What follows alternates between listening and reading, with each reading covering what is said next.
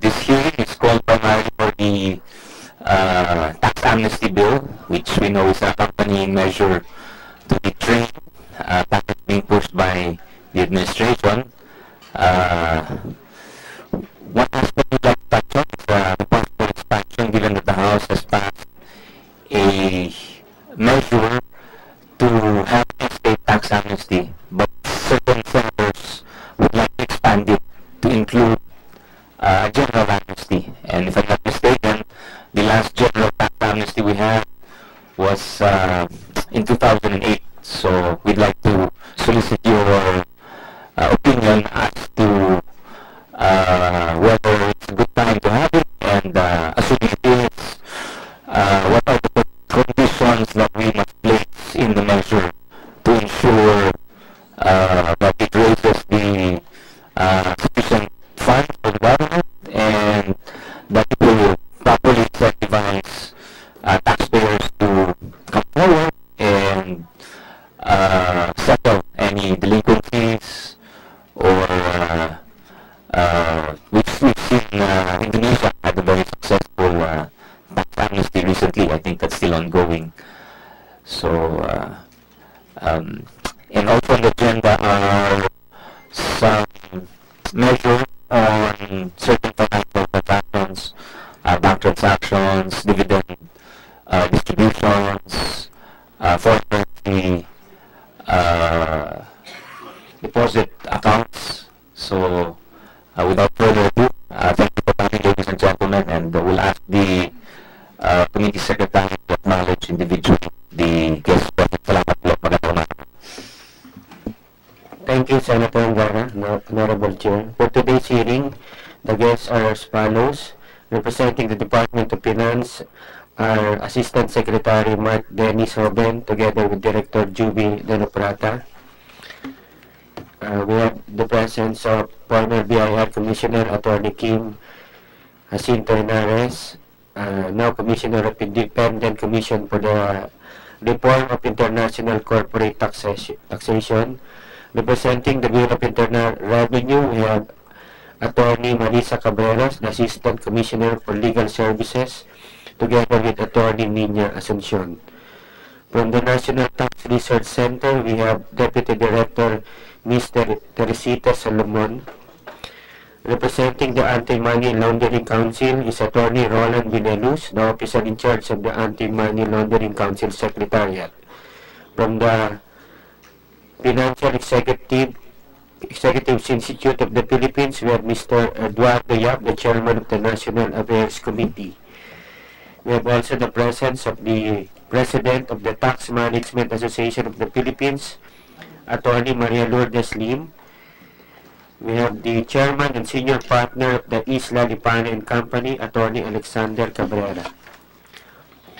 From the Navarro, Ampere, and Deloitte Philippines, we have Attorney Alvin Noel Saldana, the Principal Tax and Corporate of the Corporate Services. From the SGB and Company, we have Attorney Luis Ferrer, the Head of the Tax Compliance. To react on General Tax Amnesty and State Tax Amnesty, from the City Assessor of Manila, we have the Assistant City Assessor, Ms. Mercedes de la Cruz Catiel. From the Office of the City Assessor, Pasay City, we have Attorney Chodolfo Hierro, Consultant of the Pasay City Assessor's Office. To react on Bank Transaction Charge, FCDU, Shares of Stocks, from the Bangko Sentral ng Pilipinas, we have the Director of the Office of the Supervising Policy Department, Mr. Jose Recontaño. From the Bankers Association of the Philippines, we have Ms. Joanna Reyes, Consultant, and Ms. Pinky Padrodina, Senior Associate Director. From the Rural Bankers Association of the Philippines, we have Attorney Donna Beltan of the Legal Department, and from the Manulife Asset Management Trust Company, we have the Head of the Legal and Compliance, Attorney Pichi Tranquilla Pambricante. That's all for now, Honorable Chair. Thank you. We'd like to acknowledge the presence of He's also Senate President. He's the officer in charge of the Senate right now. Senate President. For in the meantime, Senator Sherwin Gatchalian, good morning, sir. So salamat ulit, ladies and gentlemen, and we'll tackle first the tax amnesty. And I think we've sufficiently discussed, and many of you were here in the past hearings on the estate tax aspect of the amnesty. We'd like to ask you about the expansion going forward. What are the pros and cons? And what is the role of secrecy in particular? Because there is some relaxation of bank secrecy in the current trade, but some senators have pointed out during the period of interpellations they would rather those be contained in the tax amnesty bill as a sort of that's the stick, whereas the carrot is the amnesty. So there is a balancing kind of act there. There are sufficient incentives. There are sufficient incentives and disincentives in any measure. No? So we'd like to solicit your opinion on that. So I guess we'll start with the point of finance. The BIR, and of course we'll ask for the BIR Commissioner Kim her opinion, based on her experience and some of the petitioners here. So to ask the question, sir. Good morning, Mr. Chair. Good morning, members of the committee. So, an effective and successful tax amnesty presupposes two conditions, or requires two preconditions for it to implement successfully. First condition is reform, the existence of a structural reform within the system. And number two condition is that it be a last chance or last opportunity to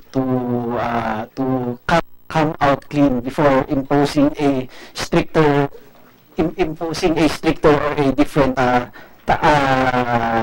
tax measure.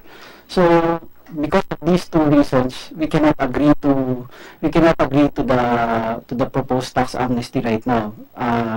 Well, number one, in connection with our first reason, right now we're only in package one of the entire structural reform proposed by the DOF. So the package is composed of 4 phases. So first is on personal income tax, second is on corporate. Later on there will be health tax and a tax on capital transactions. So we would rather that the entire package be approved before we impose before we have an amnesty, because imposing an amnesty right now would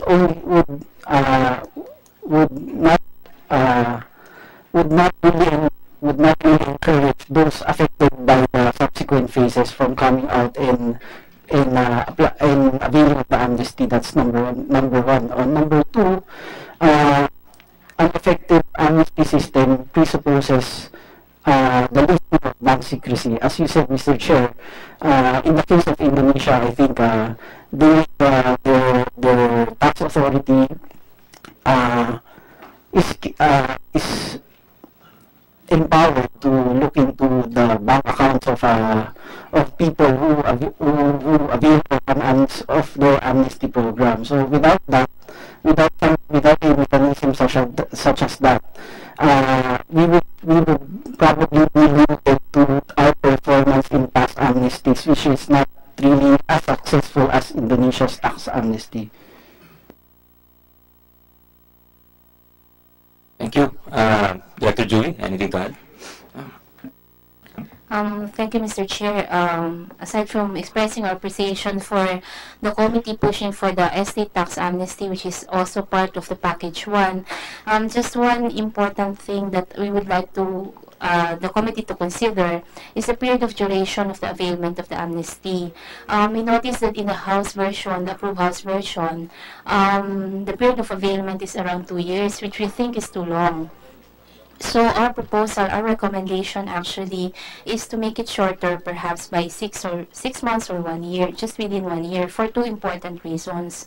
The first reason being that, as you well know, the estate tax amnesty is already included in the estimates of the DOF when it came out with the 134 billion, which net gain, which the DBM also included in the budget for next year.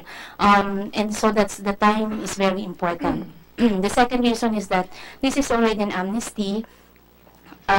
We wanted our taxpayer, especially the delinquent ones, to really take advantage of this opportunity and not take it for granted, having the disposition that it may, anyway, they have the time anyway to avail of it. So those are the reasons, and we would really like the committee to consider those, Mr. Chair. Thank you. Thank you, Director. Assistant Commissioner Cabreras. Good morning, Mr. Chair. We at the BIR, we adhere with the policy direction of the DOF, but may allow me to also voice out something about the softening of the bank secrecy law. You did mention, Mr. Chairman, that there is a proposal to have it, instead of in train, include it in the amnesty bill. Our position on that is having it in the amnesty law is just a means to validate whether or not taxpayers will properly report what has not been reported in the past as a last-ditch correcting measure to start clean slate after a major reform.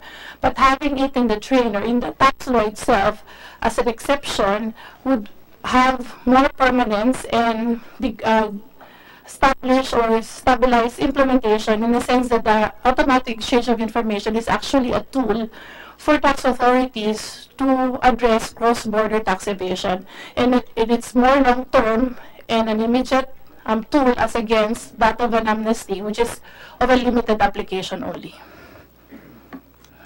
Thank you, Director. NTRC, Deputy Director Solomon. Thank you, Mr. Chairman. The NTRC adheres to the position of the Department of Finance. In addition to what has been mentioned, it is recognized that the grant of tax amnesty would give errant taxpayers an opportunity to start on a clean slate. However, the proposal to grant a tax amnesty on all unpaid internal revenue taxes is not endorsed, if only to give recognition and importance to the concerted effort of the BIR and DOF right now to improve tax policies and administration and implementation in order to advance the level of compliance of taxpayers and consequently improve tax collection. Thank you, Mr. Chair. Thank you, Deputy Director. Can we have the AMLC? We have OIC Attorney Roland Villaluz with us. Good morning, Mr. Chair. Morning. For the AMLC, we cannot yet manifest to the committee the position of the council because we still have yet to get the official position of the council. So may we request the committee to give us time to submit our position paper on the matter, Mr. Chair. Yes, certainly. Thank you. Can we hear from former Commissioner Kim Henares, ma'am? What's your view on this matter? And I'm sure you considered it at some point in your tenure, no? First, sir, I don't know. I won't talk about the timing. No? I think that's left to whoever's running the tax administration. They will be the one that would be able to better say when it should be granted, when it should start, when you should have a tax amnesty program. I'd just like to talk about the parameters of an amnesty program. No? I read through the House bill, the Senate bill. I was given copies. I'd like to comment first on the amnesty for estate tax. No? Because in the amnesty for estate tax, I think there are some missing parameter. No? When you say amnesty, at what value do you report it? Do you report it at the time you filed an amnesty or at the time of death? No? So that you compute the from where you will compute the 6%. No? Then the second thing that I noticed in the bill, it talks about books of account for estate tax. There's no books of account for estate tax. You just declare whatever you die at that time, that's your estate, no? So that's what I noticed from the bills about the amnesty. Then of course I would like to talk about that you should file it electronically so that the BIR has a way, because otherwise if it's a million estate tax amnesty and you do it in paper, you cannot really monitor whether what are real, what are not. Is this just a pro forma amnesty or not? I think an amnesty, the purpose of which is people want to become honest. You give them an opportunity to be honest, and you want to monitor that they keep their honesty. No? So if they give you an opportunity to be honest, you still lie, there should be a consequence. And there should be a way of monitoring it. So that's in that sense, that's why you have to lift the bank secrecy law, no? Especially if what you're declaring are bank account. No? Because if you don't lift it, how will you determine whether what they're saying is correct or not? No? And I agree with the 30%, the presumption that if it's 30% untruthful, there's a presumption of fraud and you can disregard the amnesty. No? Because it's in line with what is in the law. The 30% there's a presumption of fraud in the tax code. For the general amnesty, I think it is worth to look at why all the amnesty in the past fail. First, the length of time, I think it should be limited, 6 months, if you can make it 6 months, because it makes your monitoring of cash flow better also. No? So, because if you make it 1 year, everyone will not do anything for the 11 months and 30 days. They will all do it in the last day. No? So that's one thing. No? Then the other thing is, there should be a lot of detail in the amnesty return. No? What do I mean by that? You should attach certificate of ownership, and if you want a net worth method, which I don't totally support, then you should have a certificate of borrowings. No? To make sure that what you declare in there are correct, and to make sure that you can monitor in the future. No? The certificate of liability is also important because you can cross-check it with the asset of the people who lend. No? So if they lend to somebody, then they must have asset. No? Or if these are banks, then it should have been reported in the bank. So most probably the certificate of borrowing should have paid documentary stamp tax for it to be real. No? So those, I think the amnesty should be coached in such terms that it contains details enough to confirm whether these are real or not, and these are complete and correct or not. No? Third, I think it's better to go based on the gross asset rather than the net. Because based on experience, people manufacture liability to lower their net worth. No? But like I said, if you have certificate of liability attached, then it might be a deterrent. No? Now, if you base it on gross asset, your rate can be lower because you're doing it on the gross asset. If your base is on a net asset, then your rate would have to be higher. No? So those are the things. Then the fourth one is all returns should be filed online. No? Same argument, so that you can check and you can monitor. No? Because it has been the experience of the tax administration before that if it is in paper, I mean, let's admit that there are people in the bureau that also coddle taxpayer. No? They would keep the return and not really file it. Then when you're investigating people, suddenly there's a tax amnesty return that floats up. No? So there should be deterrent toward that. No? Then of course the bank secrecy law, especially for everything that is placed in the return. No? So you can check whether these are accurate or not, and you can probably also check, give a list of all the people who filed for tax amnesty and give it to the bank and tell us whether is this correct or not. There are things here that are not reported by this person. No? So, and of course, there should be a penalty provision for banks or any person who collude with the taxpayer to prepare an incomplete, incorrect, untruthful return. No? Because you want it to be, you want to have a clean slate. No? So that's. Then the other thing is, because I read in some bill, it talks about 50% before you can disregard the return. No? I think it should stay at 30% to be consistent.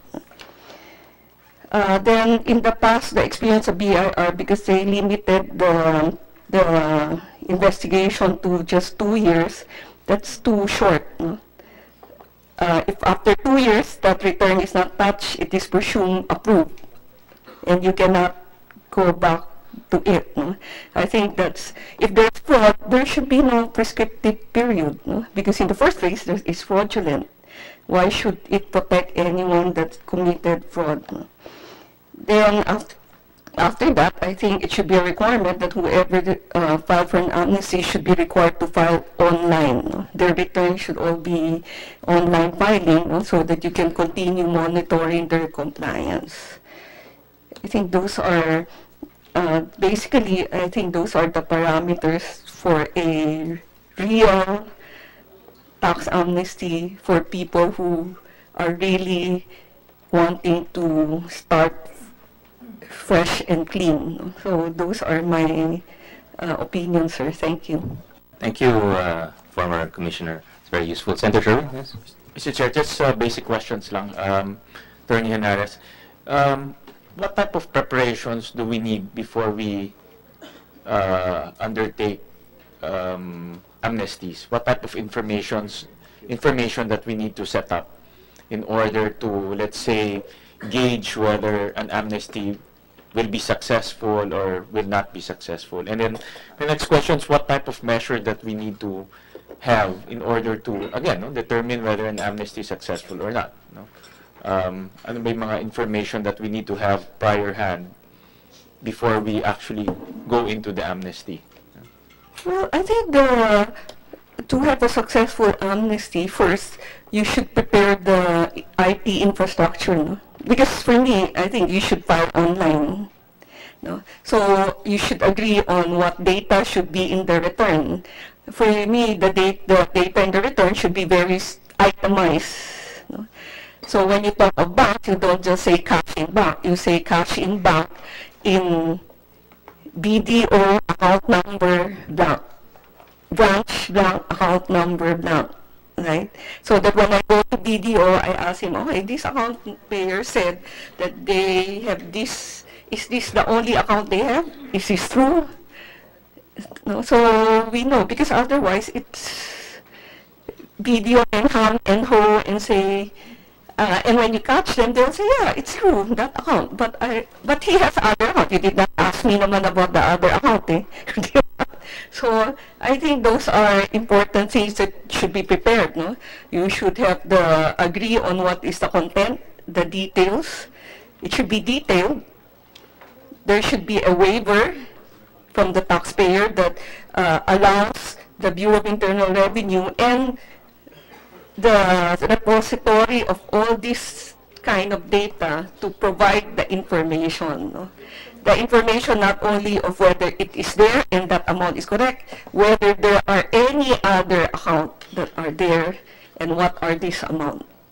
No? So those are the things that has to be there. No? The online filing subsequently of those people who had an amnesty, it's already there. So it's just to make sure that you have a continuous monitoring to keep people continually honest. No? Because if they know that after the amnesty you will no longer be able to monitor them, then we will need another amnesty after 10 years, right? Because they will again say, I mean, you can see that normally in the real property tax in the local government. But a lot of people don't pay because they know, they think sooner or later there's going to be an amnesty. So they just wait. Then estimate the target amount for the amnesty. Is there such a thing? So local government kasi you can have some form of estimate, no? kung magkano yung dapat binabayaran, magkano yung nababayaran, at over time, how much yung naiipon, accumulate. In a national setting, no, for a general amnesty, do we have such a measure? So at least we will know whether if we do have an amnesty, magiging successful siya or we're hitting the target. Do we have such a measure? No, I guess the thing there is you can, kasi depends on where your rate is going to be based on, no? If it's gross asset or net asset. No? Because if it's gross asset, I think you can more or less get the GDP figure. We can have some form of Extrapolation, target or estimated target. Yes, I think you can, and based on that, develop a key performance indicator for the BIR, for the Department of Finance, and more or less these are the, although of course this is an amnesty, you cannot force people naman, no? So that's you can base it on that, no? Because the presumption is 40% of the economy is informal. So I think you can have a figure and then extrapolate 40%, or let's say 35 to be more conservative, 10 times the rate. No? I don't know. I'm not an economist. Maybe that's the way to do it. The present BIR and Bureau of Finance, meron ba tayong target? Have we devised a measure wherein pag nag-amnesty tayo, we stand to hit this amount because ito yung mga amounts na hindi nababayaran, ito yung mga amounts na over time hindi nababayaran? Senator Gatchalian, actually, we have figures for an estate tax amnesty, but not for a general amnesty. For estate tax amnesty, the computation of the NTRC is around 6 billion, 6.28 billion.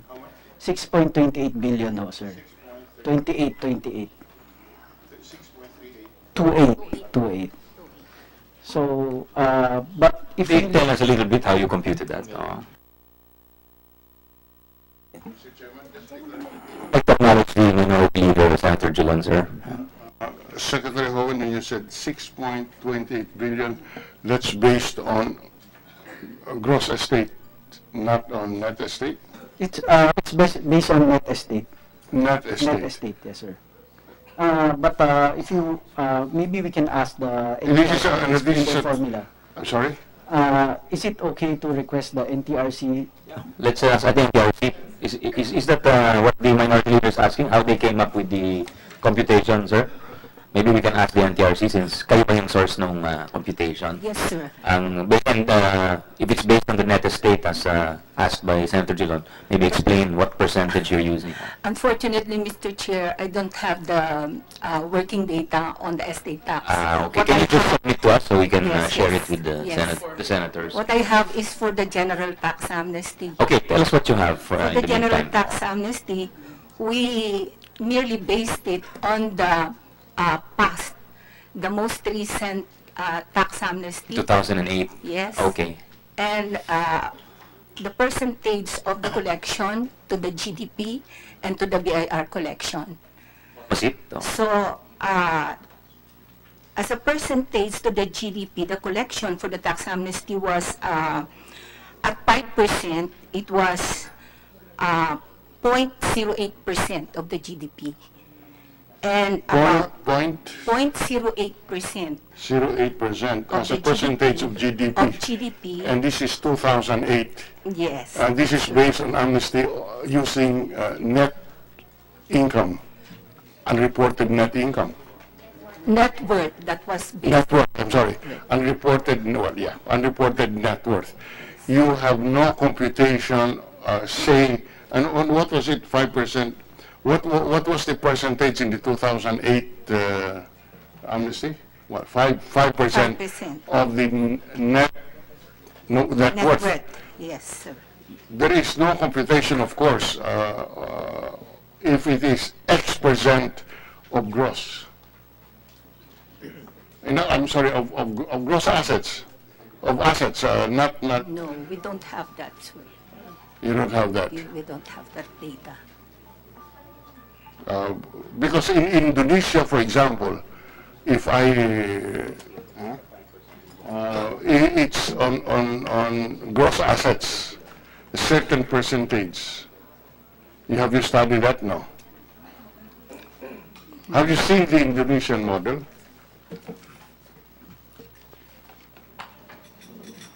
No? Would you, Mr. Chairman, it might be interesting to note that Indonesia has done recent amnesty. Yes. And this is based on asset values. They collected 40% of their GDP. 40%. It's very successful, yes. I didn't even know that. Yeah. But that they collected 40%, Yeah. and maybe the Secretary of Finance can listen to this. Indonesia, and I didn't even know this is supplied by the chair, collected 40% of the GDP on an amnesty based on asset values. I think they had a 2%, 3%, and 5% depending on when you avail of the amnesty. And the information with Chairman is that 40% of the Indonesian GDP was collected out of the amnesty versus our 2008 experience of less than 1%, less than 1% based on net worth. The difference is so huge, 40% versus less than 1%. Maybe it might be worth, Mr. Chair, to ask our resource persons to give us a study on the Indonesian experience. Yes, we can take a look, and we also spoke to an Indonesian lawyer about it actually, and they were surprised. The Indonesian authorities were actually surprised. They were expecting a lot of the money paid in to come from overseas. Well, a lot did come from like Singapore, but a lot of wealth is actually onshore already. And the wealth remained simply as an untapped wealth because of the lack of amnesty. Well, not lack of amnesty, but maybe not too efficient tax administration is one possibility. Yes, Commissioner Kim, yes. I think for any tax amnesty to also succeed, there should be a penal provision at the end, no? That says, if we find out that you are keeping asset that you didn't declare in the tax amnesty, the government can confiscate all the asset. Yes, we agree. There should definitely be a mix of incentives and disincentives. That's definitely an important. And in the Indonesian model, Mr. Chair, the amount of payment would increase depending on when you avail of it. So that it's 3 months. I think every 3 months. It was the earlier you avail, the less you have to pay. I think it's it's the 2% you pay. Yes, 2%, something like that. 5%. Yes, minority Which is leader. again another incentive for you to avail of it immediately. It's mas attractive talaga you avail it at the earliest opportunity. Yes, I think Mr. Chair, actually one of the reasons why the Indonesian amnesty is successful was because it was couched as a last chance opportunity for taxpayers to pay before their tax authorities rein in on them. So basically they have reforms and they're ready to implement the reforms strictly. But before they do that, they give you that last chance to avail of an amnesty. Right now, we're only we have not yet completed our reforms. We're still on package 1. So by implementing, Mr. Noven, there is no relation between package 1 and the amnesty. You're both, even your statement. What Commissioner Henares was saying is, you impose penalties for untruthful reporting as an incentive to report correctly and avail of the amnesty. As against you're saying, it must be package 1 package 1 must be passed first in the manner that the DOF proposed it. Honestly, I do not see the relationship between the two.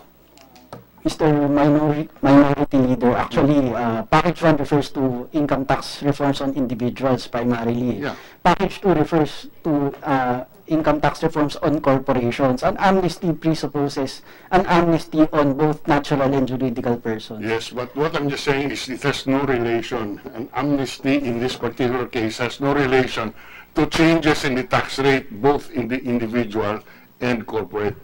It's precisely, it's trying to start from with a clean slate and utilize and correct the situation. Yes, Commissioner Kim. Yeah. I just want to ask, I don't think Indonesia did any reform before they did the tax amnesty. So I don't I think think one of the reforms that they were doing simultaneously was the switch to an automatic exchange of information rather than a request regime of for exchange of information. Yeah, so that's why they would have gotten more information from abroad about the wealth held by Indonesians abroad. So I guess that was the incentive for Indonesians to say, naku, mahuhuli na ako, magbayad na ako, di ba? So we need, like I said, we have to be practical about it, no? I mean, the books tell us one thing, but experience will also tell us other things, that what works and what doesn't work. And siguro in the past, why we haven't had that much success with tax amnesties is because what Asik Hoven said nga, yung masyadong madalas eh. If we look at the market of history, halos every year, meron tayong amnesty. So there was clearly no last chance there. So, but again, the last chance, that's nice in theory, no? But it's only time for the 6 years because you cannot commit the next administration for that. So as a practical matter, you're only time for that 6 years. You can only commit. And in fact, that only presupposes that you'll be in power for 6 years, di ba? So that's the limit of the last chance. That's the practical limit of the last chance theory. So for Commissioner, and then we'll ask the other, I think the other resource persons are itching also to throw in their wisdom here, no? So Commissioner, yes? Yeah, because if it's just the automatic exchange of information, it's already in your package 1. Right. That's the thing. It's there's some resistance to that because it's seen as a stick, but no carrot. Yeah, but what? So that's why we're proposing the amnesty as a carrot, yeah. As the mix of incentives and disincentives going forward. If we want to relax on secrecy, and I think that's what I've been hearing for the last year. Remember, we had a hearing, Commissioner, maybe last year or 2015 about bank secrecy. And there was some resistance yun nga kasi may takot talaga na gagamitin pero kumbaga walang resort yung taxpayer. How do I, in case the BIR goes hammer and tongs against me, what's my resort? So that's why the amnesty is seen as a resort for the taxpayer. Actually, I was agreeable during my term to an amnesty, provided you leave the bank secrecy law. Yeah, that's on the table right now. That's what we're looking at, no? So we should look at this amnesty holistically. Kasama dyan yung lifting of bank secrecy. And don't forget, the bank secrecy has been there for so long, and other countries have moved on from bank secrecy. Tayo na lang natapos nun, di ba? And really, I don't think the intent of bank secrecy, ladies and gentlemen, was to limit the government in prosecuting errant taxpayers, di ba? But that's the role it's playing right now. Kumbaga, and we've had to, in fact, it was used against the DOL. That's why we have to because you weren't able to look at the incentives being given. Di ba? Naging purpose yung role nung law. It's intended to protect the taxpayers, but it also ended up insulating them totally from the purview of the tax authorities. So we'll go to the practitioners now. Can we hear from Attorney Cabrera, Representative Ms. Lalipana? Thank you very much, Senator Chair. Firstly, Senator, if I may say that I also represent the Management Association of the Philippines. And although we're not able to hammer out a common position at this time, we expect to submit something either in support of or otherwise of the proposed amnesty.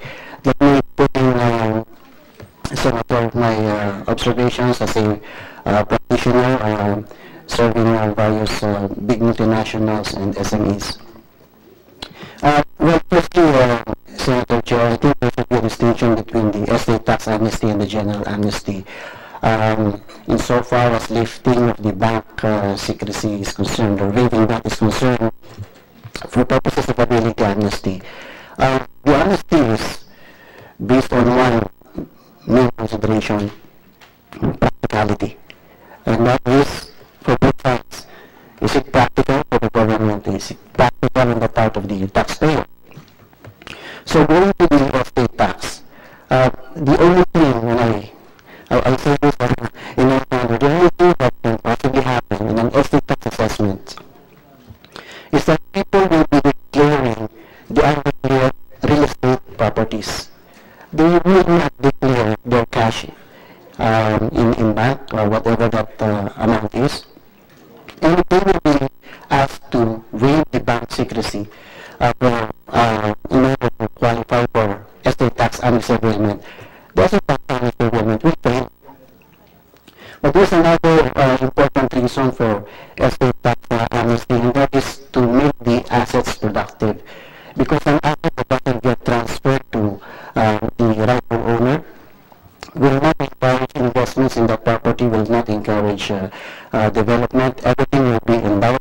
Even if there is an important investor or investment opportunity taking over that asset, it will not happen because the title is endowed. So there's a lot of value having that real estate property transferred, and this can happen by virtue of an estate tax amnesty. Well, as I said, they will not disclose their bank deposits. That's too invasive, for purposes of achieving the purpose of transferring the real estate properties. Well, Senator, also insofar as the general amnesty is concerned, I think the issue there really is the practicality versus the incentivizing the criminal act of non-declaration. And if you're doing it periodically, then it is giving encouragement to those who are not declaring to not declare again and just wait for the next opportunity to avail of the amnesty. But that being said, Senator, I'd also mention that, like you mentioned, that really the last chance, as you said, Senator, is not applicable to the Philippines.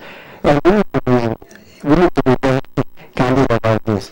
There's a multi-billion assessment, several billion assessments that happen. No one knows what to do. It is all over the papers, and I will not mention anymore the industry or the name. But nothing happened there. And that's not an exception. And that's not even sometimes in the hands of the Bureau of... Now that you mentioned that, there's a question I'd like to throw to the party that maybe the resource persons can help answer. In my consultations at even private conversations with practitioners and businessmen, they say that to have a very successful amnesty, it must include immunity or protection from even criminal suit. And I'm not sure, I think that's a touchy subject for certain lawyers and for purists who see it as, in a sense, you're rewarding wrongdoing because there's a case in court, there's clear wrongdoing maybe, and then, but then I read some literature also which says that successful amnesties occur on existing litigation as long as the payment is above the disputed amount. So the case you're mentioning, I think the government got over 40 billion for that. So it's well above the disputed amount, if I'm not mistaken. Maybe ASECOVEN can correct or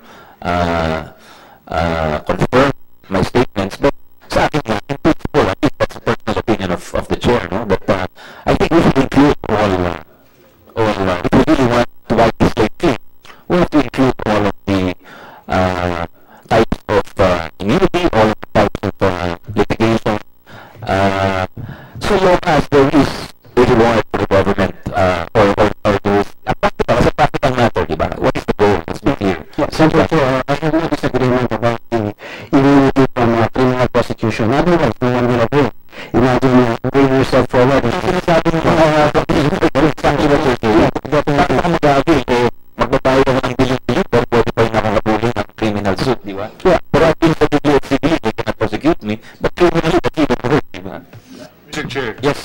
maybe our experience when we passed the anti-competition law can help us as a matter of framework. There was also a debate as to whether violation of or engaging in anti-competitive acts should be considered as criminal, as in the case in the American jurisdiction. There were those in the Department of Justice who were pushing that it should be a criminal, the violation or to be effective, the Anti-Competition Act must be a criminal act. The compromise was that initially there should be the companies should be given an opportunity to correct their anti-competitive behavior, because before the same is referred to the Department of Justice for criminal prosecution. And that was the framework under which both the private sector and the government agreed and had a consensus that indeed this is the more effective way. In other words, don't consider it criminal from the very start, otherwise it will be resisted. But because the objective is to reform dealings or anti-competitive behavior without hurting industry. So that was the compromise. Maybe we can look at that model just as a model on how to approach this issue. Thank you. Thank you, Minority So, Mr. Chair, I promise to be quick. Just go ahead. Yes. no, the issue was raised earlier whether the honorable minority leader, whether there's a relationship between the amnesty and the existing package one. I think that there's so much relationship. There's so much relationship in the fact that package one contains a provision on the improvement of the system of the BOR to make things electronic and to make the invoicing and invoices electronic and give the BOR the ability to be able to catch it at that point. You see, the fraud happens not singularly, it happens to a network, and that means that a big company has suppliers, for instance, in Manila or wherever, likewise understating the sales to that big company. And that's why everybody seems, if you tie them up, they will be matching with each other because everybody is understated in that network. But if you have a system that will be able to catch the invoicing, at least limit the size of that network, then you will be in a position to say that, okay, after you avail the amnesty, you will not be caught because we have a system strong enough to catch you. But if you don't have a system strong enough to catch you and you say, okay, amnesty, this is your last chance, this just wait for another chance, because the timing, I agree that the timing is critical here. Once the government implements successfully the tax reform with the increased ability of the BOR to catch through a system that requires electronic invoicing in the entire network. I'd just like to acknowledge the presence of the Senate President pro tempore, Senator Ralph Recto. Then that will be the proper time to grant that amnesty, Senator. Okay, stop. Thank you for those useful insights, Attorney Cabrera. Can we hear from Team Up? Attorney Lim is here with us. I think you were also here during the estate. Yes. Thank you. Good morning, Mr. Chair. Good morning, Senators. Morning. So in terms of the proposed amnesty bills, we are generally supportive because this would form a clean slate for taxpayers and also revenue collection for government. However, in terms of the period of availment, we believe that it should just be limited to 6 months and not really prolong it because it's an amnesty. I think there is proposed, one of the bills would even offer a 10% discount, so we are not in agreement with that because this is an amnesty, so there's an expectation, of course, for the taxpayers to really pay what is due. Now, in relation to the estate tax, I think it should be different in the sense that it would have a longer period because as I recall it during the past hearings, I think one of the things that is one of the drivers for the longer period is really on the information dissemination, especially in the far-flung areas where there are real properties, but then in terms of how these taxpayers or how this the estate tax will be paid by the heirs of the taxpayers, then they will have that longer information, longer briefing for them so that they'll be able to avail of the amnesty. Now, on the presumption of correctness, I think we support the 30%, not the 50%, because the 30% is aligned with what is provided in the tax code. So if there is a 30% under declaration, then there is already a presumption of fraud, so that should remain at 30%. On the rate, we understand, as the way we see it, this was primarily patterned on the 2007 tax amnesty. So perhaps just to revisit on the rate, because in the proposal it's still the same on what was proposed in the past. There was also a suggestion by Commissioner Hinares on making it at growth. Maybe if there could be a study on this, but in terms if it's growth, then it should be a lower rate rather than the 5%, because that could be quite high. Now, in terms of the exceptions, because in the exceptions, one of the withholding agents with respect to the withholding tax liabilities would not be covered by the amnesty. But what we have experienced in practice, more so that there is really in terms of an assessment, the withholding tax issue is one of the primary issues. And I think it should be considered as well, maybe not as part of when you speak of the net worth, that is the percentage of net worth, maybe there could be a separate section insofar as withholding tax is concerned. I recall that in the past, like in 2002 or 2003, when the BIR made the voluntary assessment and abatement program, the TAAP, withholding tax was considered because the recognition that the issue of the withholding tax is primarily one of the pitfalls insofar as taxpayers are concerned, because the regulations are very expansive in the sense that there's no consolidated regulations that taxpayers really know in terms of the withholding tax obligation. So perhaps something that can be included if there would be an amnesty program. Insofar as there is a discussion in relation to the criminal liability or if there's evasion, but the provisions or the proposals or the proposed bills already provide for exceptions, that if there's fraud or if there are pending cases on criminal cases, then it would not be covered by the amnesty. And as we've mentioned, if there's the 30% under declaration, then it will not also be covered by the amnesty, and therefore they will not be immune from any prosecution or running after them insofar as the liabilities are concerned. Okay.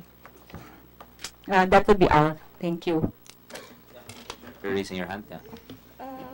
First, sir, with estate tax is really an exception to the bank secrecy law. It's under Section 6, subsection capital F. No? So if you have an amnesty for estate tax, then there should also be a exemption. I think any amnesty, they tend to make the bank secrecy is a precondition, di ba? Yes. So, but yung pinag-uusapan nating bank secrecy here is not just limited to the availment of amnesty. It's a general relaxation. Yeah, no, because I'm just commenting on, yes. And I think it's worthy to note that Land Bank is holding a lot of money that they could not release so these are bank accounts. No? So when you talk of estate tax amnesty, we're not only covering real property. There's, because of all those land reform proceeds that's there that could not come out because of non-payment of the estate tax. Sir, I'd like to clarify now about the provision of the waiver of the exemption to bank secrecy law. Because the automatic exchange of information, I just want to clarify, is going to be a commitment of a country to an international standard. So it should be in the general law, not just limited to the amnesty, and it should not be time-bound. Because eventually, I think during our time, we were able to negotiate that we will not commit until 2018, no, because they were forcing everyone to commit to automatic exchange of information. But I'd just like to point out that the AEOI is going to be an international commitment of all nations.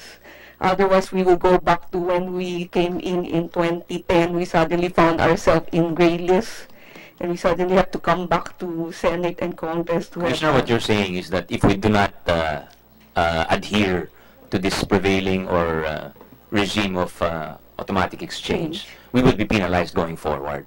Yes, Parang ganun at ang a mangyayari. certain date. At some point, yung Yes. FATCA and all of these Yes, the FATCA, bodies will, FATF, etc., will Yeah. penalize us for non-adherence to that. So Yes. sooner or later, we have to We have to adhere and yes. move the way the rest of the world has been moving. That's what you're saying, basically. Yes. So I just want to clarify that it should not be tied to the amnesty alone, but it should be. I mean, No, definitely. We agree with you, Commissioner. It's we're talking about going forward. Talagang i-relax yun. But something to ease the fears of the taxpayer and some makers also going forward. Yes, Minority Leader. Yes, which means that, you know, unless we work on this, if we just rest on the commitments, let's say, of the former Secretary of Finance, you'll end up in court because without amending the bank secrecy law, you cannot make these commitments without the commitments being ratified by the Senate if it's a treaty. And the treaty has not been submitted, has not been ratified. And therefore, if you proceed on the basis of a commitment to an international practice or covenant without the ratification of the Senate, yes, we can get, I mean, private banks can be penalized, but you cannot compel the account holder to reveal the information because he can invoke the bank secrecy law. that's why it puts the country in a difficult situation. No? I mean, as a, it's not yet an international commitment, sir. There is an international. I think we need to differentiate legal compulsion from economic and other pressure. And then I think the Minority Leader is correct. Whatever happens, the Senate has to Yes. approve some kind of relaxation of bank secrecy, whether it's in the form of a statute or the higher vote requirement required by a treaty concurrence. No, so I think that's a given. No, there's no disagreement there. So And we can move on. I think Senator Rex is raising his hand. Just a query. We're talking about exchange of information. Automatic. Yeah, correct. Automatic. Does the present law prohibit you from exchanging information? Automatically exchanging information? Yes, it only said upon request, sir, Okay. Now, and only with treaty just a follow-up. partner. Okay. Foreigners residing in the country today, do they enjoy bank secrecy? If they are Americans, there's no bank that will allow them to open unless they sign a waiver to the bank That's secrecy my law. point. Now, if you're talking about an international treaty, we're talking here of foreigners residing in the country. Isn't that correct? Yes, sir. Okay. So, if you're an American, the bank secrecy does not apply to you. Yeah, because you have to wait, but you have Correct. to do it yourself. Correct. But That the is bank correct. will say you Now, cannot open. assuming we were to amend the bank secrecy, a first step could, in the first place, number one, there are exemptions to bank secrecy. Is that correct? Yes, sir. The general rule all over the world is there is a bank secrecy. Or there is a bank. No, meaning to say, let me clarify. The general rule is there is bank secrecy. Hindi pwede alam ng kapitbahay. Ay, kung oh, magkano yes, pera sir. mo. Masking saan naman. Okay? That is the general rule. Yes. And then you have exemptions. Sir, Now, when, our law has exemptions. Now, if at all, we add to those exemptions. That is the point I'm trying to raise. sir, can I point to Yes, something? please. When we talk about lifting of bank secrecy law, we're not talking about lifting to any Tom, Dick, and Harry.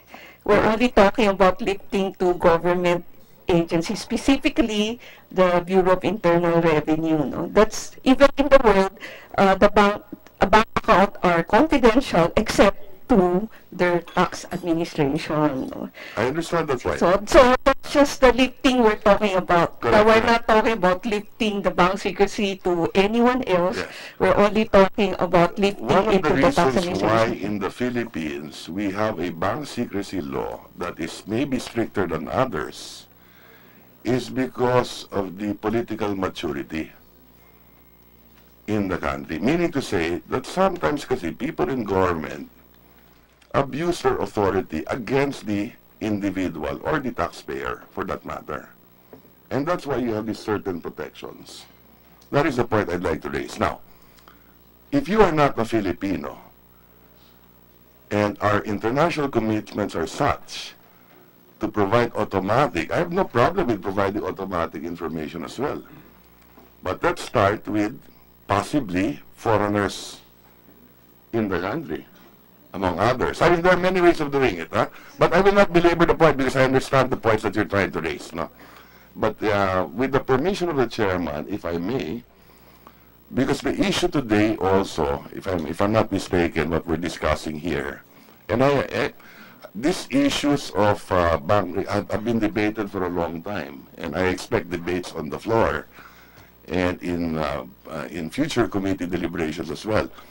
But as I understand it, as part of the agenda today, we're also talking about the amnesty on excise or estate taxes and the bill that I filed on a general amnesty. Is that correct? That's correct. And go ahead. Yes. You can So- proceed with any questions. Yes. So with the permission, there seems to be an agreement as far as estate taxes are concerned. Yes, I think Okay. based on past hearings, that's the case. Okay, now, the rate Senator. is, what is not clear to me yet is the rate. The bill, well, being suggested by the Department of Finance is 6%. The other bills have no rate, from what I've read from our records here, no? Now, maybe it would be appropriate to find out why 6%? You can ask the DOF to respond. Because there's already a move to lower estate and donors tax to To 6%. 6%. So the problem with estate tax is No, precisely Yeah, the yeah. point. But that is a style issue. Substantively, why 6%? I think the basis is the capital gains. They wanted to lower estate and donors to So, the level yung of para capital sa- gains. Who would have the larger estates? what Who would have a big estate? Yung mga mayayaman. yes, sir. Tama. Yes, sir. Landed, malaking pera sa bangko. Mhm. And we want to reduce the rate to 6%. Income taxes, the high rate is 30. Why not a progressive table like income taxes? Or if you want a final tax, why not do it like a passive income? Would you consider estate taxes a passive income? On passive income, sir, or on the because estate Would taxes, you consider estate tax a passive income? estate tax a passive income. Passive income. Actually, even the base or the capital used in earning passive income is subjected to estate tax. I know, Yes, that's not sir. the question. Today, passive income is, halimbawa, may deposit ako sa bangko, may final tax na 20%. Pag kumita, di ba? Passive income ba yun? Yes, sir. Okay. Ang estate tax, passive income? So you want the book answer, the theoretical answer? Go ahead. The theoretical answer is it's not. It is not. Yes. But the commissioner, the former commissioner, thinks it is. Could we put that on record? What is it? Is it a passive income? To the heirs, it's To a the passive heirs, it income. is a passive income. Yes. That is correct. Now, there is a move here to have a single rate for passive income. Is that correct? Isn't that also the position of the Department of Finance? Yes, sir. In But fact, in a later the package. committee report talks of a passive income at 20%. Kasi FCDU tinaas to 20. Is that correct? Yes, sir. But as to time, we're Correct. still... And then 20% din naman yung, halimbawa, dividend income. Is dividend income a passive income? Yes. Okay? So I have different rates for passive income. Because it depends on what the state interest is. For example, for FCDU at that time when they I agree. Yeah. No, I'm talking about now. Okay. Where should we be moving forward to? Right now, the position is we want a uniform tax on all passive income. But your proposal of 6% estate tax is not uniform with other passive income. Because theoretically, a tax on passive income is a tax on income, whereas an estate tax and a donor's tax is basically a privilege tax to tax the transfer of property from. I understand. Now, 6%. What is the rate today? It's between 5 to 20. 5 to 20. So minimum rate is 5. Yeah, yes, sir. Okay. And why are you recommending 6? Ang baba no, from 20, bababa to 6. Actually, sir, the problem is currently collections from. Let me put it this way, Asek, ha? Pag oil prices, you want to increase 6 pesos a liter. Tatamaan decile 1 to 5. Diba? Pero pag estate tax, bawasan natin to 6. Hindi ba pro-mayaman masyado yan? Actually, hindi po, sir. It's an issue of administration. Right now, your total collection from estate and donors tax is around 5 to 6 billion per year. Correct. That's relatively. And why is that? Why is that? A function of several things. Of course, from the government side, we've tried, but in terms of implementation, it's quite lax. No. But from the private side, problema ng gobyerno. Actually, no, it's a function of two things: the government problem, implementation problem, and the air problem. And the So you're problem. saying that the rate is too high. It's too high to implement it effectively. Correct. Eh di ganun din naman all other taxes eh. It would be. Actually, the difference with the excise taxes on petroleum, it's essentially a consumption tax. So, a consumption tax is relatively easier to implement. Yeah, but malaki rin yung, we can have a long debate on this. Malaki, 40% is what smuggled. So on and so forth. Di ganun din yun. But the point I'm trying to drive at is this. A lower rate in excise on estate taxes will concentrate wealth for the rich. Actually, it's not necessarily the case, sir, because right now, as I said, we only collect around 5 to 6 billion. So by lowering, I don't think it would be to the rich. That's what you're saying. That's in effect the position of the finance Actually, no, the position of the Department of Finance is if we can collect more by lowering by equalizing it with the capital gains on real why not do it? If you could collect more? Yeah, if we equalize it with the capital gains tax on real property, and if by doing that we can collect more than 5 to 6 billion per year. That direction. Okay. Why not have a double-digit estate tax and increase your capital gains? Sabi mo, you want it equal to the capital gains. Actually, capital gains. Actually, sir, the tax rate is only one function of is only a factor in the equation. Correct. You need to consider other factors such as administration. Correct. I agree. So that's basically and, it. Let me assure the ASEC that we are doing that in the Senate, and in the last debates we've had with the chairman on the floor, as far as tax administration is concerned, we've had a long debate on the train, on the issues of fuel marking, on how do you implement, let's say, for example, excise taxes on sugar-based drinks, so on and so forth, cosmetic, lalagyan mo ba ng stamp tax lahat ng sugar beverages, at sa cosmetic, pati mukha, lalagyan mo ng stamp tax. So on and so forth, ha? But let me move on, ha? Now, if you're in favor of an amnesty sa estate tax, why are you not in favor of an amnesty on a general amnesty? If you're going to give an amnesty on estate tax, might as well give an amnesty, a general amnesty as well. Actually, sir, what hasn't been mentioned before is because there's a proposal to lower everything to 6%, right? So the problem is, how do the people who died before the enactment of the law take advantage of that lower rate? How do you do it? You cannot enact law retroactively. You need to have an amnesty. So you're saying the reason why you want to have a general amnesty, or rather an estate amnesty, is because the first move is to lower the estate tax, right? Okay.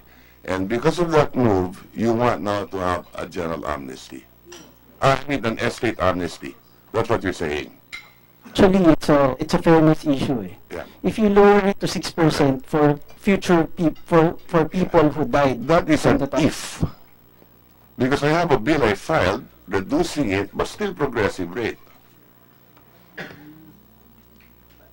So I suggest that the Department of Finance read the bills that we file here as well. Actually, sir, we only agreed on estate tax and donors tax amnesty for so long as the other estate, process. yeah, estate and donors tax So is if we lowered to reduce the 6. rate, let's say to 12, double your proposal, 12%, then the estate tax rate should be 12. I mean, the amnesty should be 12 as well. Yes, sir. Fairness dictates that. Okay, now, the issue on fairness kasi is a big issue as far of having a single rate for estate.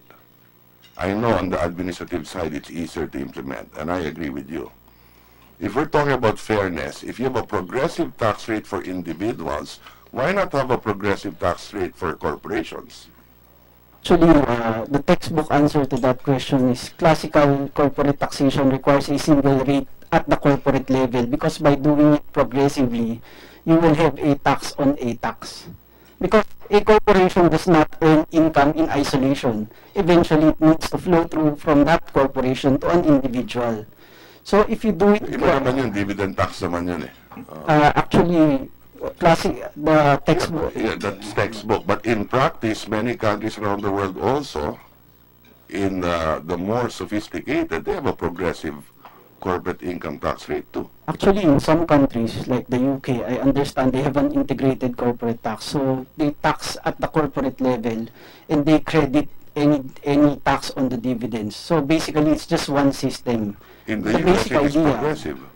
For corporations? For corporation. But the basic idea is tax only happens twice, one at the corporate level. Let's simplify the issue. Why should a mom and pop store pay the same tax rate as, let's say, Shoemart, the biggest corporation in the country? A mom and pop store, a 7-Eleven, or a barber shop, why should they pay the same tax rate? Why should a sari-sari store theoretically pay the same tax rate? A sari-sari store formed as a corporation, you mean? Yeah. Actually, the answer to that is below a certain level. No. So, progressive pa rin yun. Okay, so let's get to that. So, you see, that's the point on the fairness issue. The same will apply sa estate taxes or on any other passive income. The reason why we have passive income, it's one rate, it's easier to collect. I understand that. Final tax, di ba? Okay? And there is a move also here, which was started by the chairman of the committee, and I will pursue in the deliberations of the train in the floor, as much as possible, to have a uniform tax rate as well for passive income. Now, moving forward on the general amnesty proposal, I did file a bill similar to the 2005. May we hear from the former commissioner and from the DOF what was our experience in the 2005 general amnesty, which was signed in 2007, di ba? Not good, sir. We were able to collect only... I think they said 0.008. You were a USEC then at the DOF? No. Because you had already left we the got government affected. at the time. The Hayat. No. Were you still We in got the- affected by Yeah. the amnesty when we're running after people. Right, right. So that's why I'm saying it's not a good experience. Meaning to say you lost your cases.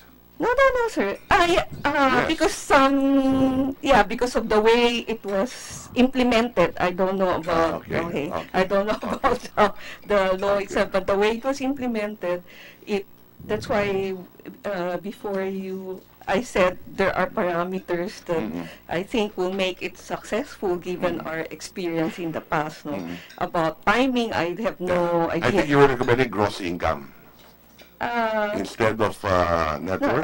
I was recommending, sir, that the length of time should just be short. That bill was that law was 1 year, di ba? Yes. So I heard earlier 6 months a Yeah. proposal. And then second, I said that there should be attached copies of proof of ownership and proof of liability. It should be itemized because the way the amnesty work, you cannot really check because There's a presumptive, di ba? Presumptive correctness in the SALN. Yeah, so there should be itemized so that the Bureau of Internal Revenue can check whether that's really correct, it's really truthful. Okay. Then I said gross amount might be better, lower the rate. Now if you want the net asset, that's why I said you have Higher to the attach rate. all those copies and the proof of liability should be there so that we can check. You lend this person, did you have enough asset to lend this person? Is it recorded in your books and all those things? Then it should be an online filing because otherwise it's hard to monitor and it's hard to check if you want to audit. Then of course the bank secrecy law should be lifted, and the way it should be lifted is the Bureau of Internal Revenue should be allowed to say that this person gave an amnesty and he said you have this amount. It's to say, is this the only amount that he have in your account, in your bank? No, because we've experienced with bank, they hem and haw and make all excuses. No? Then the presumption should be 30%. The fraud, because is 50%. While the tax code I think mine is 30%. Somebody has a 50, so Yeah. I said 30. Yeah. No, so Mine is consistent with the 2007 because we wrote that. yeah. Then the length of time for BIR to check. If there's fraud, I think there should not be a limit, no, because it's fraudulent. No, there should be. But there must be a time bound pa rin. Maybe 3 years or something. Yeah, but if it's fraudulent, how can there be a prescriptive period? I mean, It's hard na open-ended naman, di ba? anyway, sir, that's only my opinion. No? Then, after that, those who do amnesty should be required now to file all the returns online so that you can monitor them. No? Yeah. Sir, can I go back to that estate tax? Why 6%? Before you do that, with the permission of the chair, just one last item, because I heard Attorney Lourdes also mention earlier that before we have a general amnesty, there must be a system in place. Is that correct? Or was it from Attorney Cabrera? Yes. Well, in the 2007 law, I did put a provision. Information Management Program. In fact, there was an appropriation. And that started the computerization of the BIR. Of 400 million, whatever is generated through the amnesty, 400 million will be used. Because it was not just an amnesty law, it was also to improve the capability of the BIR in that law. And that's how the computerization started also, in third-party checking and so on and so forth. You know? So I reiterated that here in Section 12, Information Management Program. Although here, wala akong linagay na. No, there's still a disposition here of 500 million naman. Maybe we can adjust these numbers. So we did put that. Unfortunately, the BIR was unable to do it. Or they're starting to do it. Or they started to do it, right? Okay? So I just wanted to put that on the record as well. Now, may I suggest the Department of Finance to take a look at the bill, to read them, because there are safeguards also here, and I agree that the rate might be too low, we can increase it. Just as my observation on your estate tax at 6% may be too low. maybe we should increase that a bit, not as high as 20%. Huh? So on and so forth.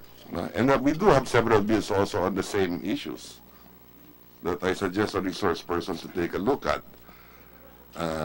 And of course, we're open to amending many of these provisions, right? Now, it is hard kasi for us here, if we're talking about an amnesty for estate, and not talk about a general amnesty as well. Parang mahirap naman sa estate lang. Since this issue started from the DOF, it did not begin with us. We have several proposals. But if the DOF is talking about an amnesty, then we can talk about other taxes that would have an amnesty as well. Yes. Actually, sir, I believe it started from the House of Representatives. No, I think it started from the DOF, and then they got a congressman to file a bill. Let's not fool ourselves. Yeah. Actually, we're not sure, but well, I am sure. Okay. Based on my, I am sure, based on my conversations with your secretary. In fact, I should be having lunch with him today, but I said that I better attend the hearing first. Okay. Yes, please. Yeah. With the permission of the chairman. Yes. Yeah. Yeah, go ahead, Commissioner, but we'd like to open it up. I think a lot of people are waiting to speak, no? Yeah, about the estate tax, the reason, if you look at all the tax type of the Bureau of Internal Revenue, the estate and donors tax are the one that does not really move year from year, no? Why is that? No? Because the rich or whoever has real property, what they will do is they will simulate a deed of sale to sell the property. So it's now... So simulate fake yun, parang ganon. At kaya during our time, we said when you transfer, you should check the ability to buy on the side, because otherwise it's really a donation of property. No, that's why what they do is they do sale. And because you have different rates that's of passive sir. income, if you That's have why. one rate and passive income, then it helps solve the problem, right? Yeah, that's why what I'm saying is that it should not be different from the rate of the tax when you sell real property, so that people cannot choose whether they want to do this while they're alive or do this when they're dead. No, so now the rate, I have no, whether you want to make the capital gains 12, 20, I don't really, but I'm just saying the donors and estate tax should be the same, so that nobody can arbitrage between the two.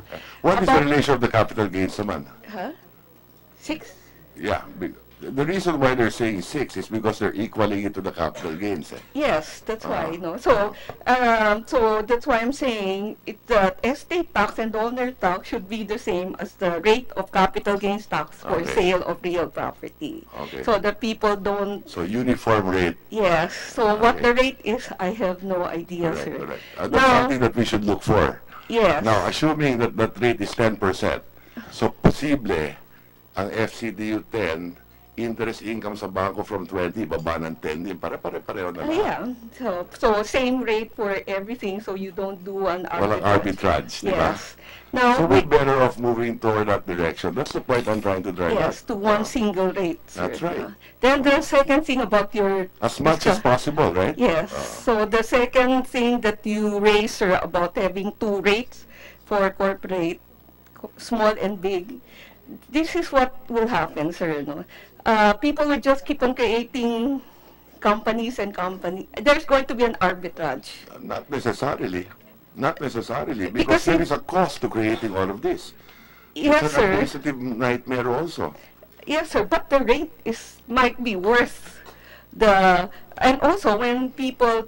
What are the reason why people cheat? I'll give you an example. If you have one company today, then I have to find the BIR, not to mention DOLE, not to mention all other government agencies, GSIS, Pag-ibig, PhilHealth. I have to report to them every month. And then BIR, monthly VAT return, quarterly VAT return, income tax return, quarterly and annually. Right? If I make too many corporations, I have to do that for all. Sometimes the compliance cost is more expensive than the tax. the rate of tax are substantial. Yeah. And normally, if I am a group of company, there's only one accounting department that Yeah. takes care of everything. Yeah. Yeah. So at the end of the day, it might be lesser if I do. I'm just saying those are. You mean to tell me SM now paying at 30% for many companies? Because now they're already done. It's hard to explain why your tax, your reporting suddenly went down. But for the small, those are things that Yeah. they can control. But From going big. yes, but you'll still have to help me explain to my constituent why should a sari-sari store or a mom-and-pop operation, a 7-Eleven, similar to that, or a barber shop or a beauty parlor, pay the same tax rate as the biggest corporation in the country. Sir, I don't have anything. I'm just saying that possibly it's the tax arbitrage. No? And that's what I'm saying. Because we have to explain this to the public, right? Yes, it's a tax arbitrage that goes Well, on. thank you for your responses, Commissioner. They're very valid and valuable responses. But Mr. Chairman, I don't have any further questions. Just a final manifestation to the Department of Finance and maybe to the resource persons. Assuming we were to have a general amnesty, what amendments would you like to see in Senate Bill number 920? Maybe that could help the committee if you could submit possible amendments to Senate Bill 920. Actually, sir, two things. Number one is the acceleration of packages 1 to 4 in a single law. ASEC, I've already advised the Secretary on that way from the very beginning. Don't expect 7 or 8 pregnancies. One pregnancy na lang, kaysa naman 4, 5, 6, 7 anak. And remember, my manifestation, ASEC, is amendments to Senate Bill number 920.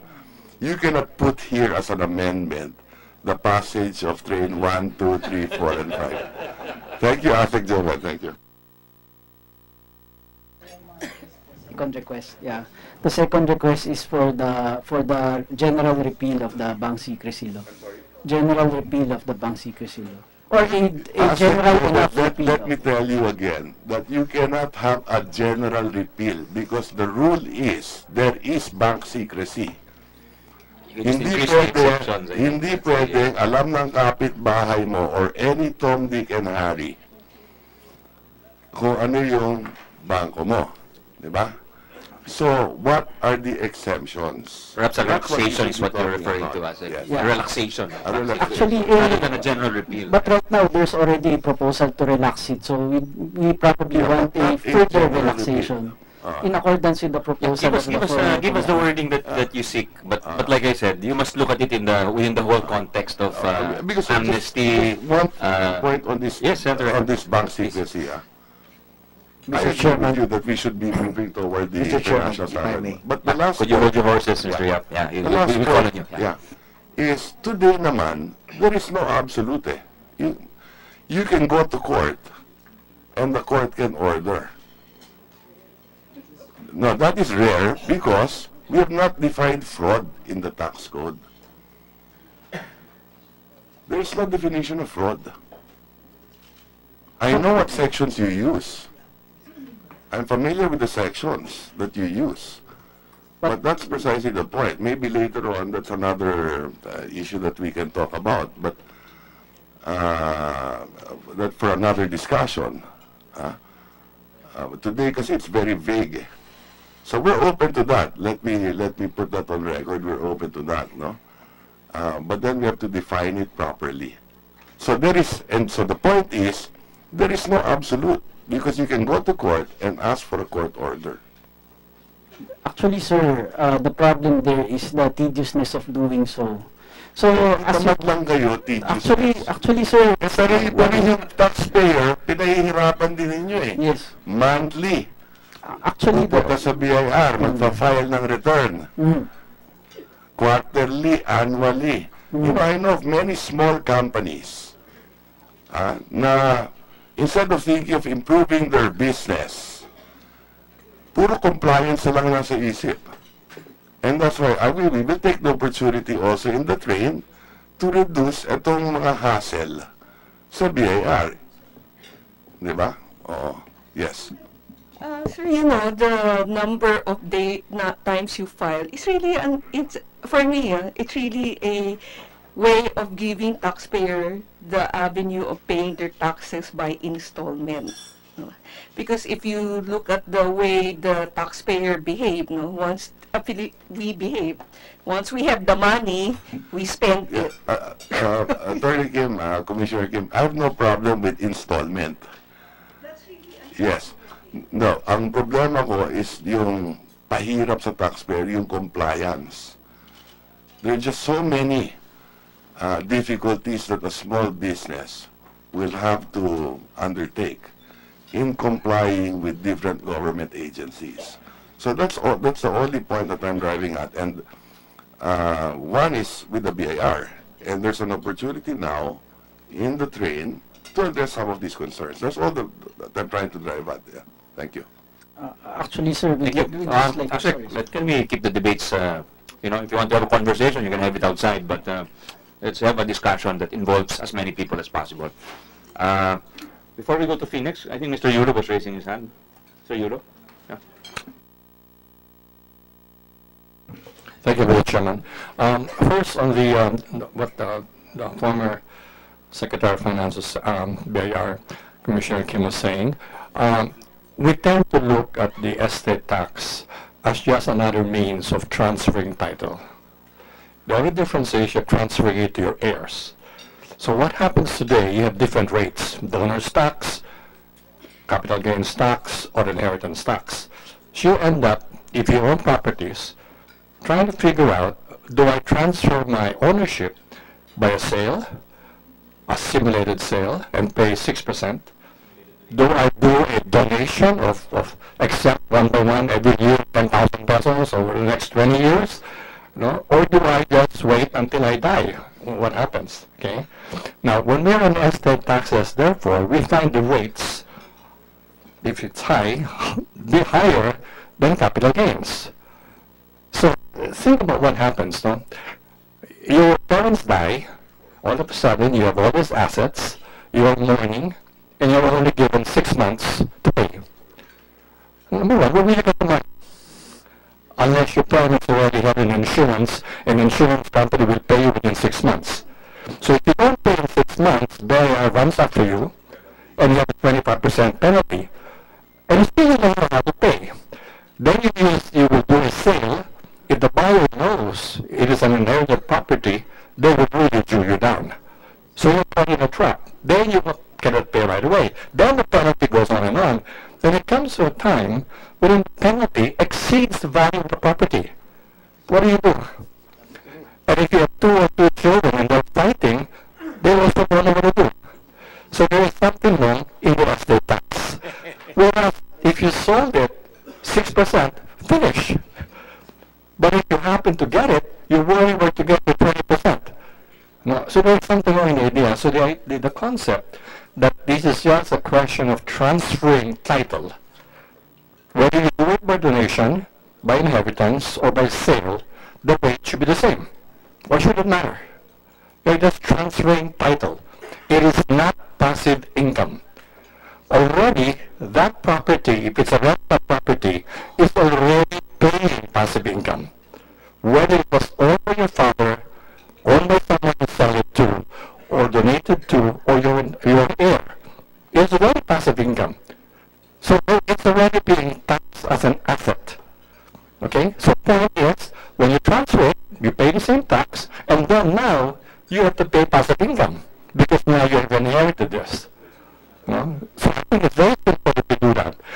And an amnesty on estate tax, I think it's long due. There are so many families suffering, not knowing what to do, and the BIR is assisting on them. That's reality. You know, the BIR will find how much they can get from a family who has an estate tax problem.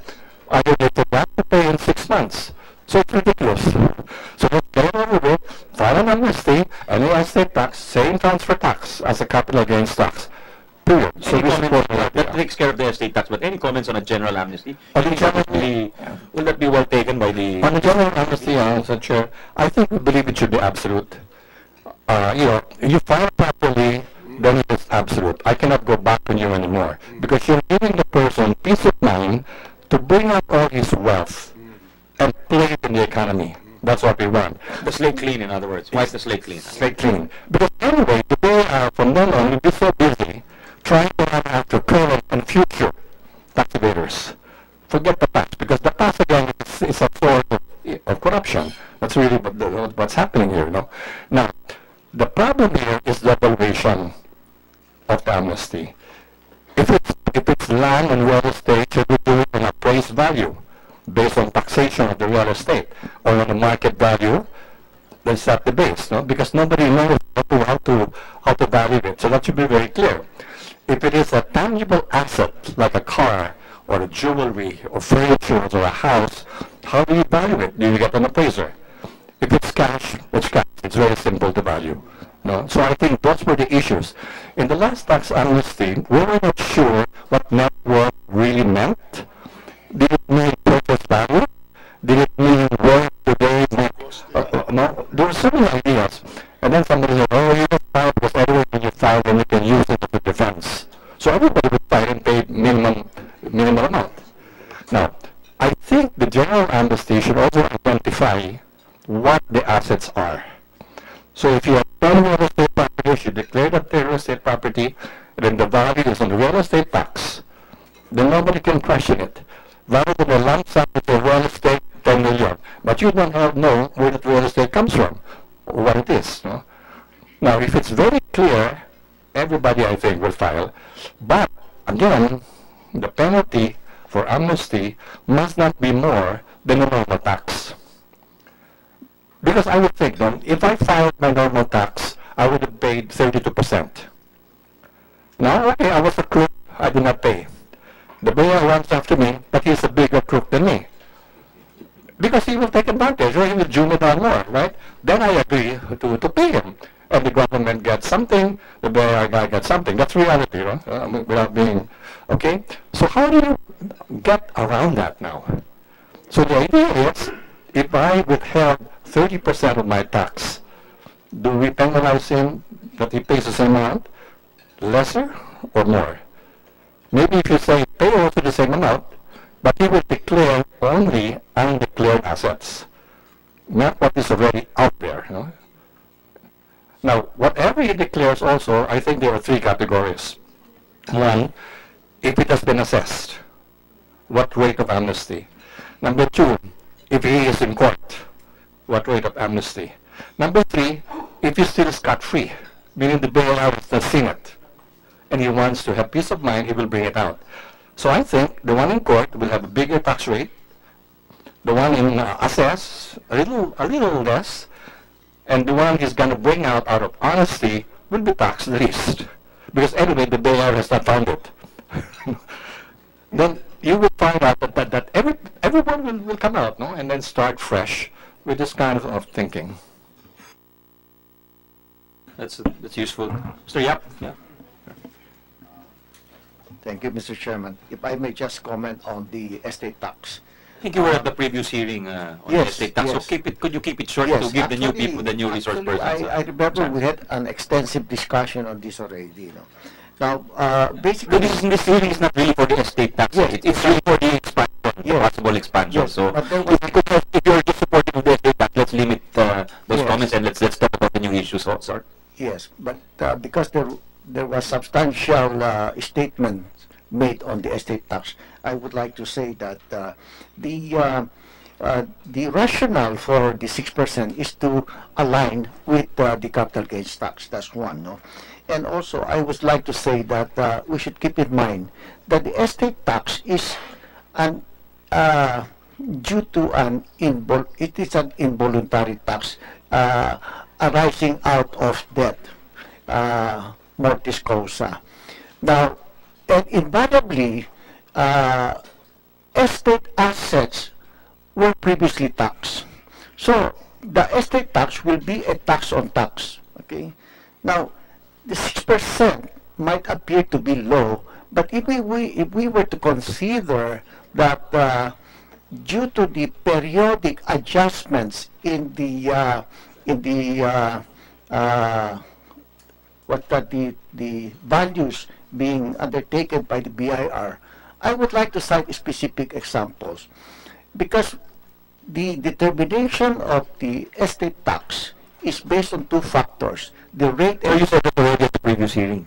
Yes. You already made the point at the previous hearing. Right. So if you, I hope you don't mind that's on record. Yes. Regarding the different assessment levels, I remember that. But I'm So what about that? could we tackle the change and then talk about the issues like secrecy, expansion of general amnesty? Nasabi niyo yan eh. Yes. So like, you were sitting here on my right, I remember. Okay. So Yeah. On tax amnesty, previously we said that we favor amnesty after tax reform, not before. But then now that the train is well on its way, I think it's timely that we should consider tax amnesty. Certainly, it has to be, immunity has to be ironclad, unless it is compliance would be it will disincentivize compliance. We have to be pragmatic in devising this amnesty, because we have a comprehensive tax system, stringent regulations, but we have one of the lowest tax effort in the region. Now, precisely the reason we're here today is to reform the tax system. And if we are to go back again to onerous tax rates, stringent requirements, then we'll be back to square one. Now, since the intention is for to provide taxpayers with the opportunity to have a clean slate, then I would suggest that we be more on the liberal side in the designing the tax amnesty. For instance, there is a concern that some taxpayers might not declare fully their hidden assets, but we should consider this. One of the purpose of tax amnesty is to allow, to provide the opportunity to taxpayers to bring their sub rosa assets, okay, above and within the tax net, to enable them to invest in businesses.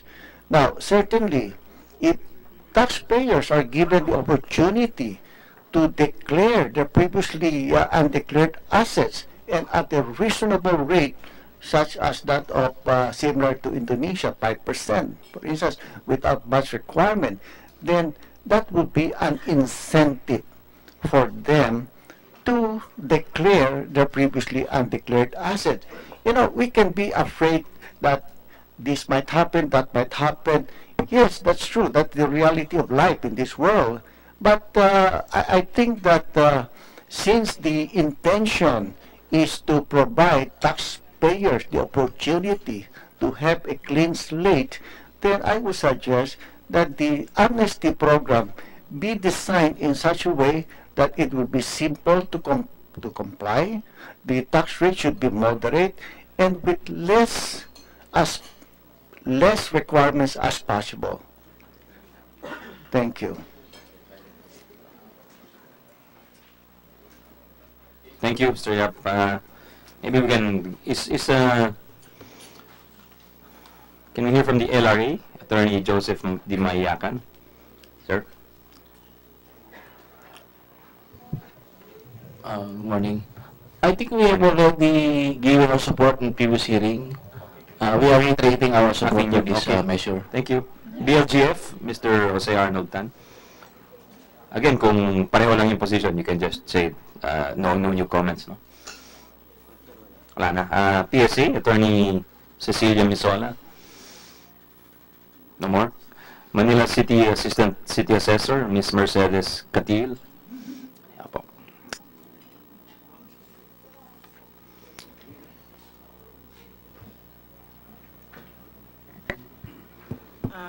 as far as the LGUs are concerned, and in behalf of the local assessors, we are in really support of this train. And actually, we, the local assessors, were being ordered by the Department of Finance in the updating of our schedule of market values. So I think it has, in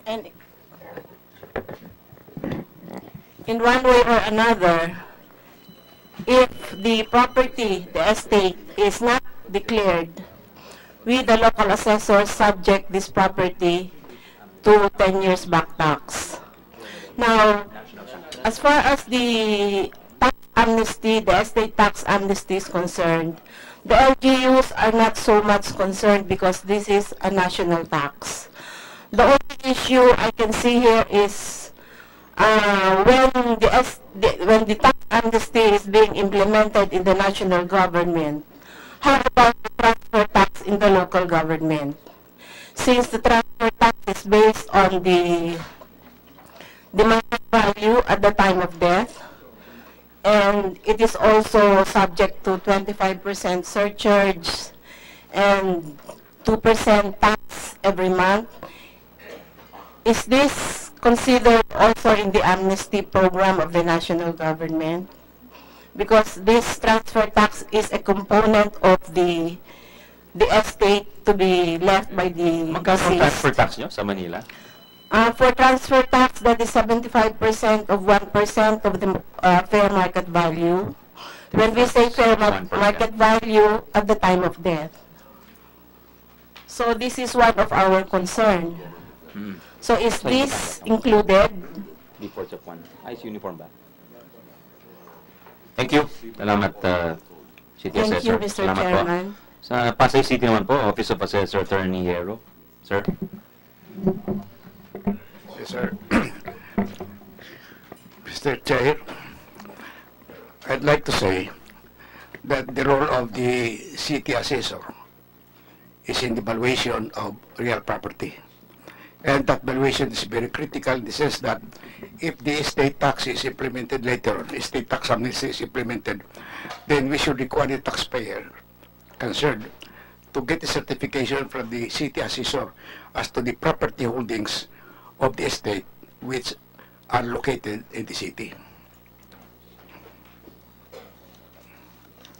That is the role which we are going to play if the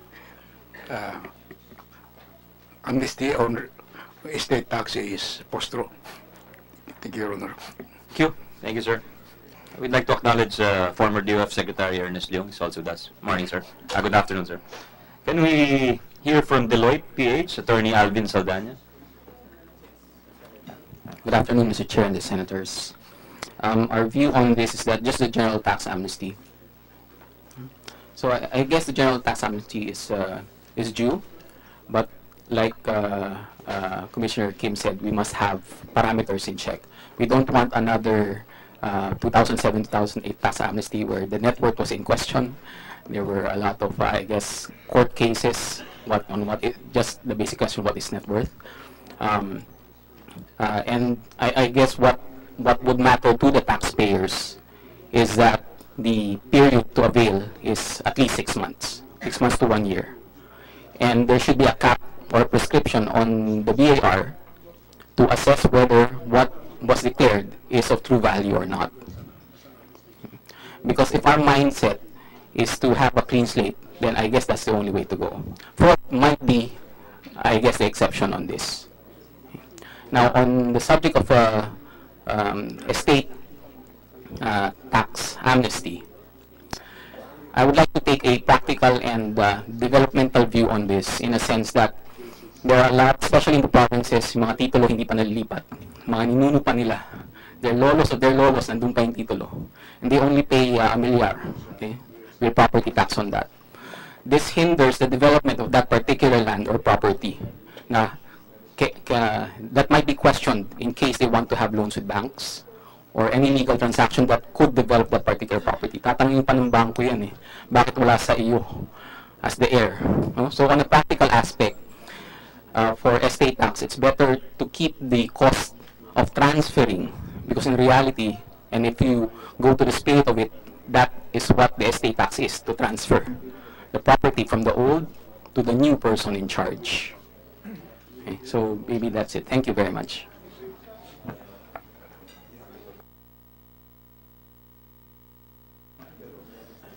Sir. Good afternoon, Mr. Chair. Insofar as the tax amnesty is concerned, I would just like to point out that from the point of view of a taxpayer, for it to be successful, then the rules should be simple. It should be simple. The procedure should be clearly set out, as well as the definition should be clearly spelled out, such that there's no discretion that is being left to as much as possible to the implementing agency. So simplicity is, as in other tax filings, also helps in the compliance or the enticing people to avail of it, if they can easily understand the rules as well as the parameters of the tax amnesty. Second is that there should be, from the point of view of the taxpayer, that once amnesty is availed, there's a firm commitment on the part of the government agencies that will be involved that this will be respected, subject, of course, to the compliance with what is provided under the rules of the amnesty.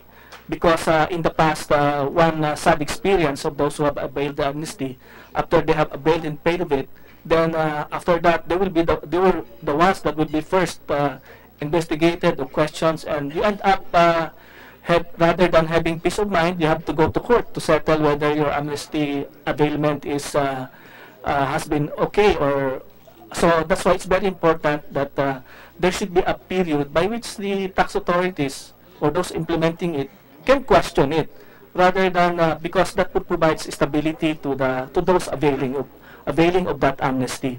And that's I think from a point of view of the one who availed, that they will be enticed to avail of it.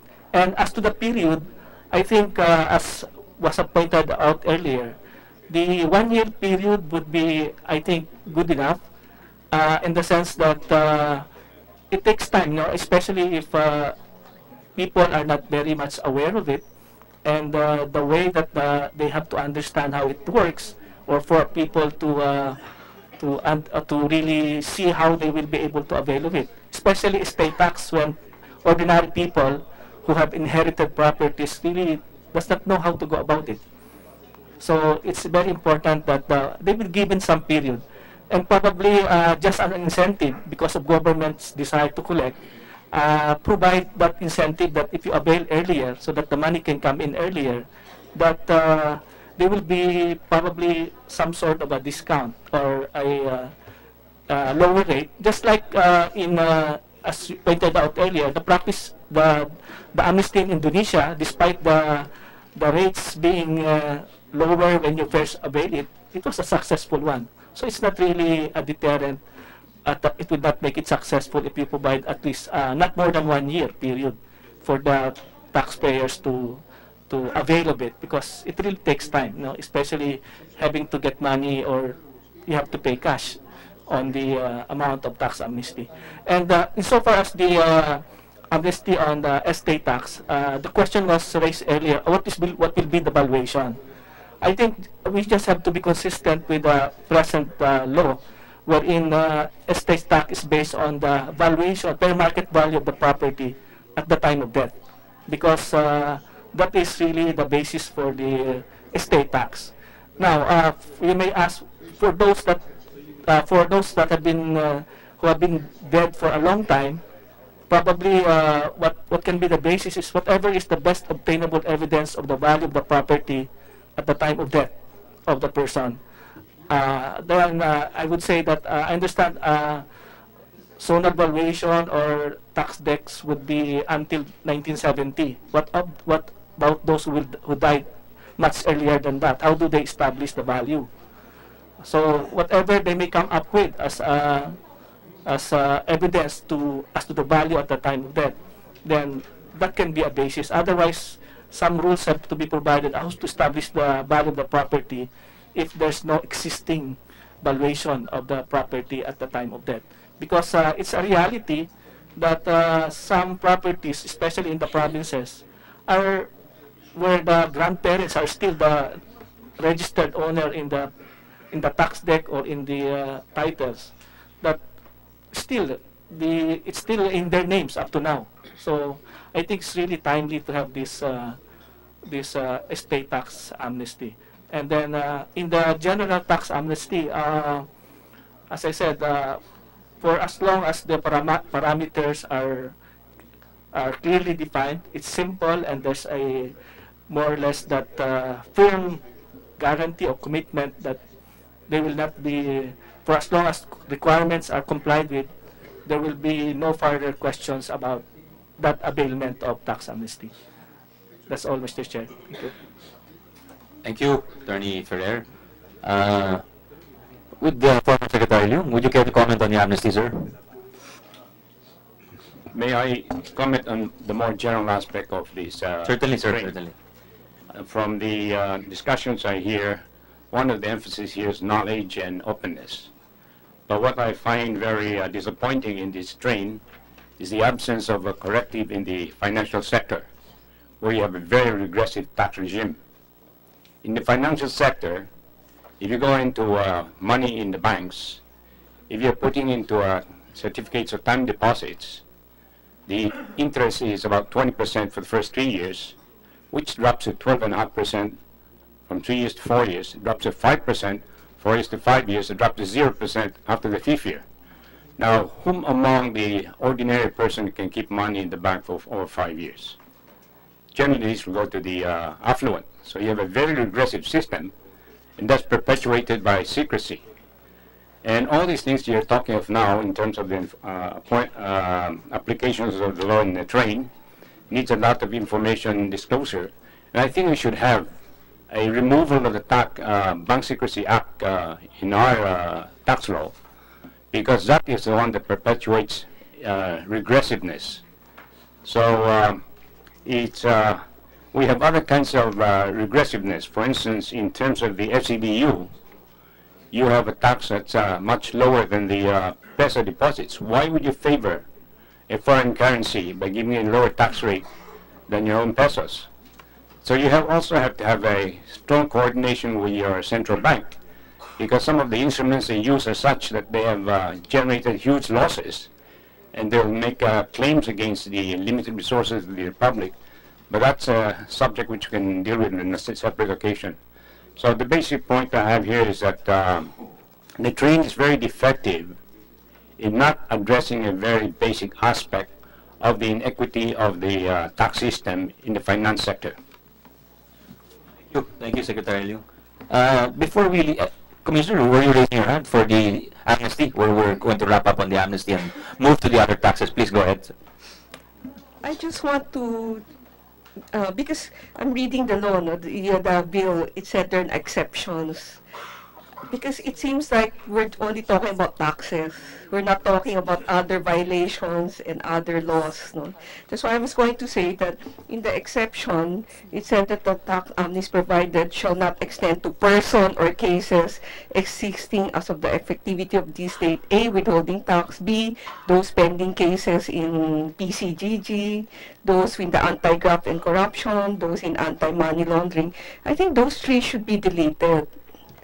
No, because if allowed to be subject to amnesty, yeah, because we're talking about tax. Yeah, we're not talking about other violation. Now it's up to the taxpayer to weigh whether they want to do a tax amnesty or not. No, whether it will affect their cases or not. No? But I think the three should not be. Which are the three again? Can you state for the record, ma'am? What are the three again?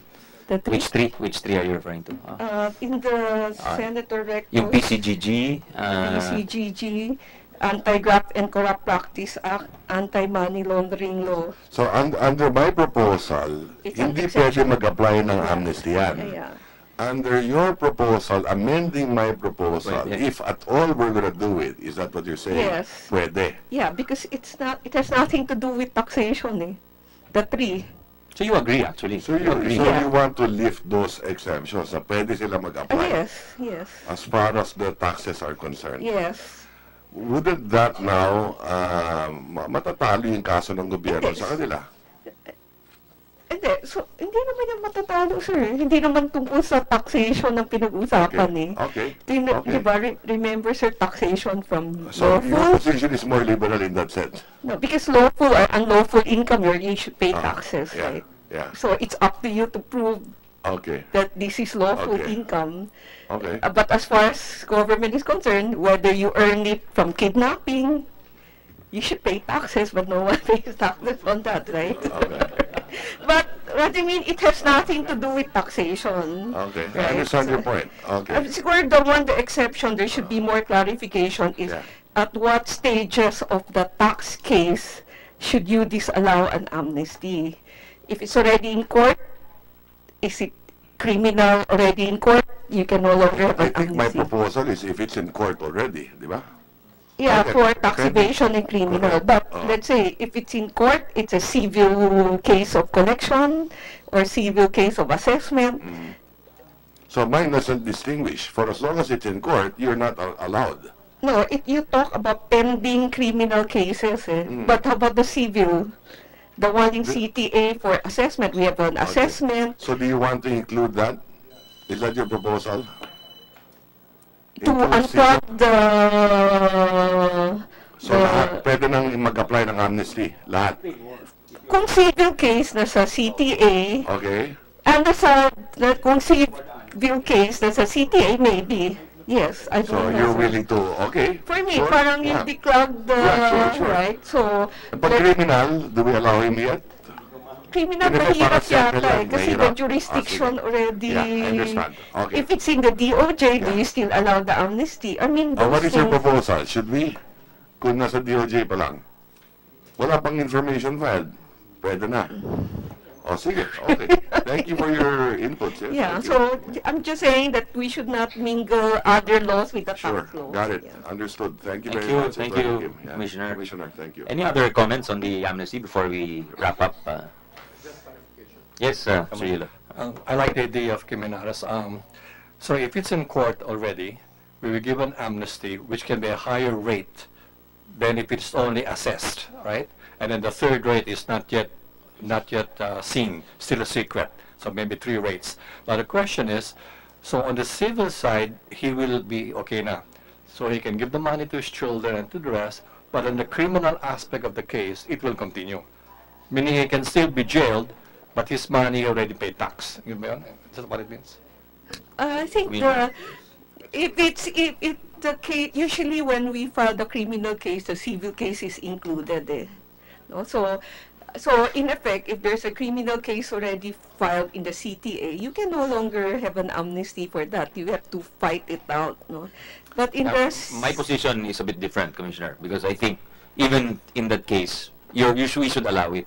But there is a higher premium to be paid because you're already caught. You want to buy your freedom. It's going to cost you more. Yeah, That's the point made by Mr. Yulo. I agree with that. Yeah, I'm just saying You that. also have to reward the honesty of the taxpayer who comes forward without any case, diba? Yeah, I'm just saying that in the exceptions, the 3 has nothing to do with taxation. How taken, it's Commissioner. more Well taken. clarification on the stages where they can get an Right, amnesty. right. Because there are different stages already and in where they are already. Right. Thank you. Attorney Cabrera, anything to... Just quick, Senator Chair. Just setting on the rates of the amnesty. If you're already problem with already finding, I think the rate should be the equivalent of an abatement of the penalties. 25 ba yan? No, but abatement is you pay all the basic taxes and there are no penalties because you cannot profit from something that's already caught. And then you save money because there's an amnesty because that's just premium. That's why we're talking about the premium, diba? So I'm saying extra kasi nahuli ka ng yes, but the abatement program can also be part of the amnesty program. Although it's already in the tax code, it's not a case to case because if you qualify, then you can get abated. Right. Okay, that's a good point. Thank you. Any other points before we wrap up? Asik. Sir, in connection with the proposal of the Commissioner, we'd like further study on the evidentiary weight of the SALN, because as you know, it might result in some constitutional issue if you say file a SALN, and it might affect those an ill-gotten wealth case or PCGG case. Because, for example, you have a former politician who files under an amnesty, and his or her SALN might be against his interest, let's say. How will that affect an existing? What is the constitutional issue there? The fruit of the poisonous tree, sir. Please explain. Please explain.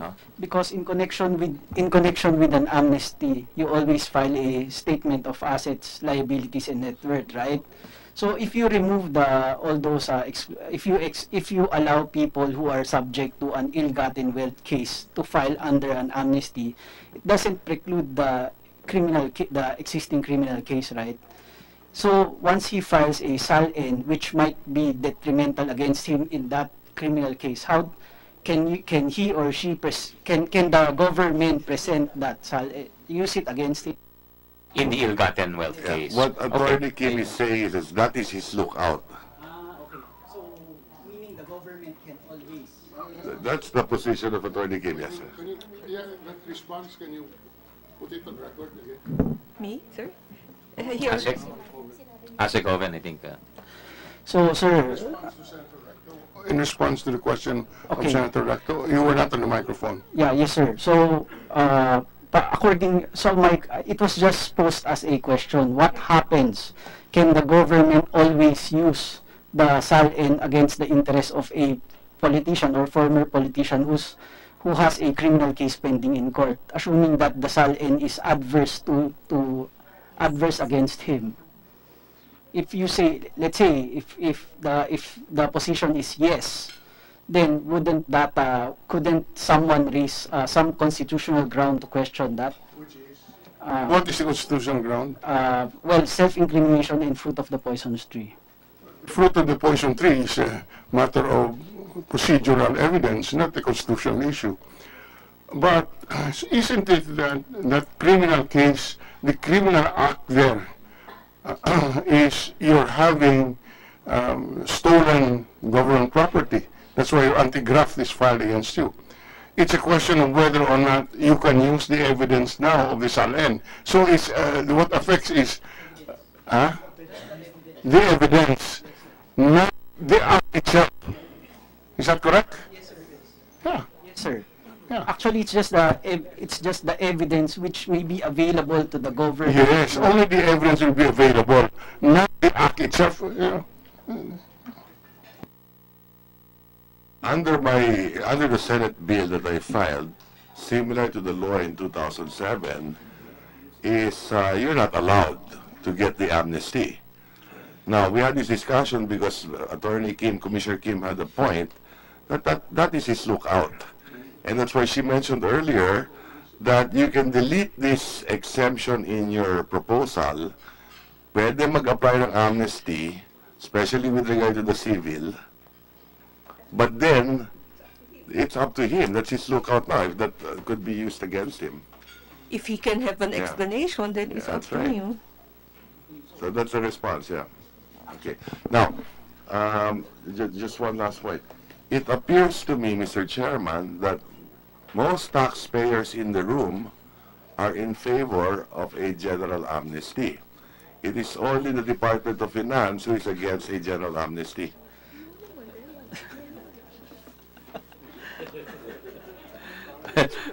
Yeah, ASIC doesn't have to comment on that. No, it's everything is on the record anyways. So any other comments before we leave from our colleagues and the body? If there are no others, I think we thank you for coming, especially former commissioner and the government. But we have we'll resume in 5 minutes to talk about the DST, the bank transaction taxes, FCDU, and the other. Yeah, but in 5 minutes. So anyone who's not here for that, you're free to go ahead, and we thank you for your sharing your time with the committee. Thank you.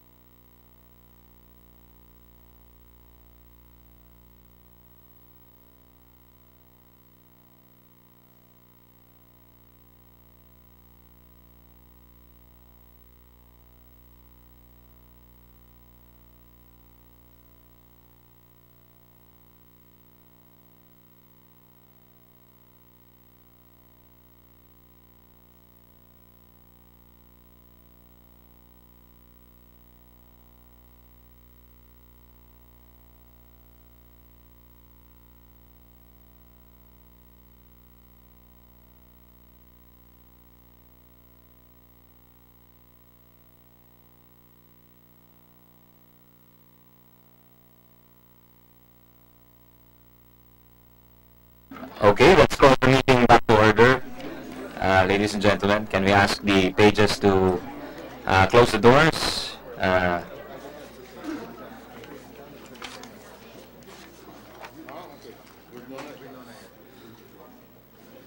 So, next item on the agenda are the taxes on financial transactions. There is a bank transaction charge. There is a raising of the FCDU interest income taxes from 7.5% to 20%. I think shares of stock, is that capital gains or dividend? And a raising of the capital gains on shares of stock held by corporations, also to 20%. So we'll go around the body again. Maybe we'll start again with the usual, DOF, ASEC Mark. Good afternoon, Mr. Chair. Good afternoon, committee members. So, the DOS position is to defer action on this matter first and do further study because, as you know, all these taxes have far-reaching effects on the Philippine economy. So, by doing it now, I mean, ideologically there might be no problem, but to be pragmatic, we need to make sure that it doesn't adversely affect the economy. What's the DOF's deadline for? I know this is package 4 of your package. Yes, I've discussed it with Attorney Baladad and Yusek Chua. But what is your deadline internally for studying all these matters? I think to be safe, it would be before the midterm elections. It would be like 2019. Okay. Proceed with what you were saying earlier. Thank you. Actually, that's it, Mr. Chair. Thank you. Okay. Thank you. Director Juvie, anything to add? Attorney Marisa, Assistant Commissioner. Can we hear from the private sector? Maybe some new voices. Mr. Gascocho, sir. Thank you, Mr. Senator. Good afternoon, everybody. Well, it seems that the stock transaction tax is this the stock transaction tax that we're talking about? No, not the listed stocks. No, that's the state of 1/1%. It's the unlisted stocks. So unlisted stock. Well, I have no comments there. What I really wanted to focus on, well, this is something that's probably related to a previous issue, which is the bank secrecy. In our industry, the mutual fund industry, there is no limitation on requiring us to disclose our investors, and I think that causes a hindrance to the growth of the industry. The industry, of course, is a big contributor to capital market development in the country. It's also a way by which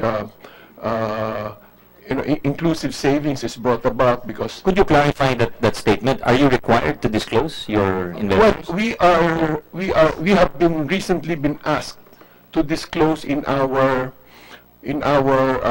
income tax returns. The first 100 yata, no.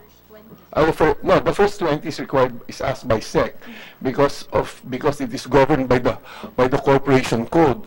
Although our shareholders are quite fluid, no? The shareholders may be there at the beginning of the year, but they won't be at the end of the year, and somebody will come in, no? Because it's an investment vehicle. So it would be quite unfair for somebody who came in on December 15 to have to disclose, whereas the guy who was there from January to November and made most of the capital gains did not have to disclose because the cutoff is end of the year for the tax filing. No? So it's a little bit skewed. Secondly, there is a requirement also by SEC to publish the top 20. Yeah, by the SEC to publish the top 20, and that's also a deterrent, no? Because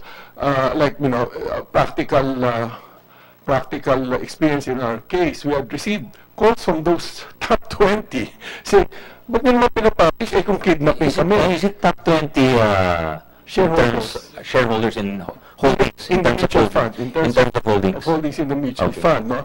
So, making that making that we are private citizens, we are merely investors, disclosing our name in public exposes quite a bit of risk to us, kidnapping, maybe extortion, whatever, but it's been brought to our attention that it's quite unfair, given that their holdings in the banks are not, are held strictly confidential and are not disclosed. So that's one issue. The issue also we'd like to bring up, or at least I'd like to bring up, is the documentary and sign stamp on mutual fund shares.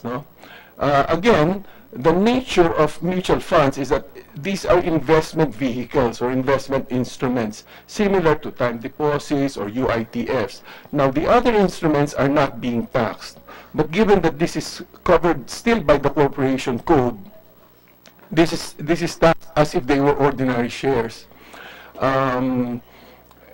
Actually, in the House, when we were having the hearing on the CIS law, Congressman Salcedo had already mentioned that for listed mutual funds, he's very much in favor of lifting the documentary and sign stamp tax. So we'd like just to bring the issue forward, simply because we'd like some kind of equalization and also a matter of development of the capital markets. Thank you. Thank you, Mr. Corso. Can you hear for the BAP, the Bankers Association, Ms. Pinky Padrona and John Reyes? Good afternoon, Mr. Chairman. Firstly, we thank, on behalf of the Bankers Association, we thank this honorable committee for inviting us to comment on bank charges on transactions. Even before the bill is filed, we understood that all the bills that have been forwarded are on amnesty. So we appreciate it very much so that we can provide our position. Today, Mr. Chair, we have provided you with the position paper of the BAP, our comments and recommendations for your consideration. In general, on the additional charges, we humbly opine that this may cause as a market consideration, as it may prevent depositors to maximize their deposit rates, and for borrowers it may give them less opportunity to get lower rates when they borrow. So we submit for your consideration those additional charge. On the side of the FCDU, as the committee and also on the DST, we would like to reiterate the position of the DOF. We support the implementation of making a fair and more clean or better way of implementing the DST and other capital market capital income taxation. So we are also in discussion with them closely. We are also working with them with a flat rate on the imposition, as this will be affecting, as they have mentioned, a larger constituents. So Mr. Chair, that would be the our request for consideration, and there will also the request to proceed with our discussion with the DOF for further enhancing the details, because the DST has also, aside from DST, there are other capital income taxation details that are being threshed out, and we are openly discussing with them to ensure taking the we will second the comment of the Senator Ralph Rector earlier when he mentioned that it will really be cumbersome for additional implementation. So a more uniform implementation will be appreciated, and so that the market can focus, or the banking industry can focus better on having more businesses, and that will generate income for the economy. That would be all, Mr. Chair. Thank you to the BAP. Ms. Chona Reyes, would you like to add to that? No. Okay, thank you. Can we hear from the Rural Bankers Association, Attorney Tan, Donna Bell Tan? Your Honor, I represent the Philippine Investment Funds Association. Just a comment on the interest income from FCDU transactions. Although we recognize that it does level the playing field for peso and FCDU transactions, I would just like to put forward that this move is a little bit contrary to the current efforts of the BSP to liberalize foreign transactions, and that it might result to people resorting to the black market for foreign exchange transactions. And second, the original purpose of giving tax incentives to FCDU transactions is to give access to residents and corporations who want to engage in foreign trade. So we might sacrifice this aspect if we move forward with this. And basically, that's all from our end, Your Honor. Attorney Tan, can we hear from the Manulife Asset Management and Trust Corp? We have Attorney Fritzy Tankia Fabricante. Good afternoon, Mr. Chair. We actually share the same concern raised by the representative of Philippine Investment Fund Association, but we would like to ask more time to study the potential impact. Mr. Chair, I would also be consulting. I've noticed that the Life Insurance Industry Association is not represented here, so I will also be consulting also the other members of the life insurance industry. Thank you, Attorney. Can we hear from BDO Unibank, Mr. Alex Francisco? Sir, our comments has already been incorporated with the BAP comments. Okay, thank you.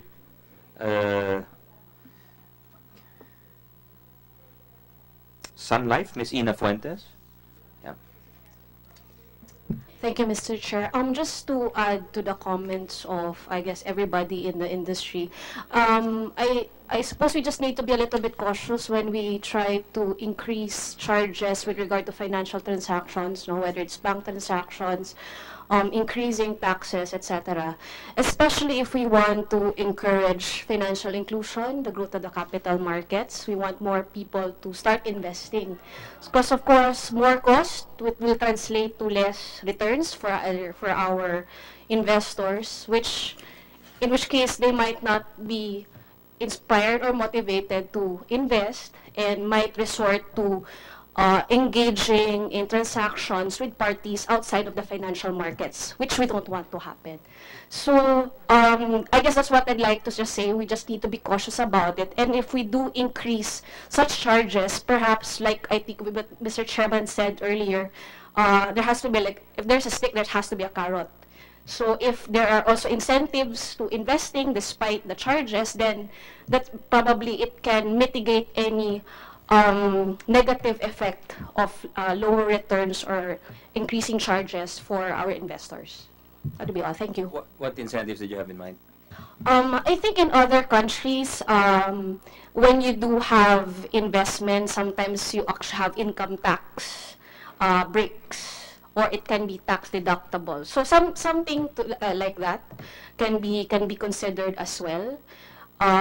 So that they will be encouraged to start investing, because our challenge in the industry is that compared to other countries, there is really no mandate in the Philippines to have a personal retirement program, or if there is in the corporate level, it is not really strictly enforced, or it's not taken seriously by the employees. There's one. There's the PERA. There's the PERA law, but it's very low. Exactly. Because the DOF opposed the total tax deduction. Yeah. But that's something we're looking into na going forward. Maybe we can have the full deduction the way it's done in the US and other countries. Yeah, or if we can expand the pera also, because the deduction is very small, eh.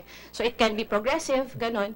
So, because in the industry, that's that's a common sentiment. How do we grow? But if the government doesn't have programs in place that will actually compel everybody to start saving and investing, and there are no incentives, it will not really progress as fast as we would like it to be, Mr. Chair. So Thank you. that's my thoughts. Thank you. Thank you. But I think with the generous tax breaks we get under the train, you will have greater investments. You'll probably see your portfolios grow. I hope so, sir. My concern personally with the train is... I think so, because there's more disposable income. So. Exactly, but it might also go to consumption.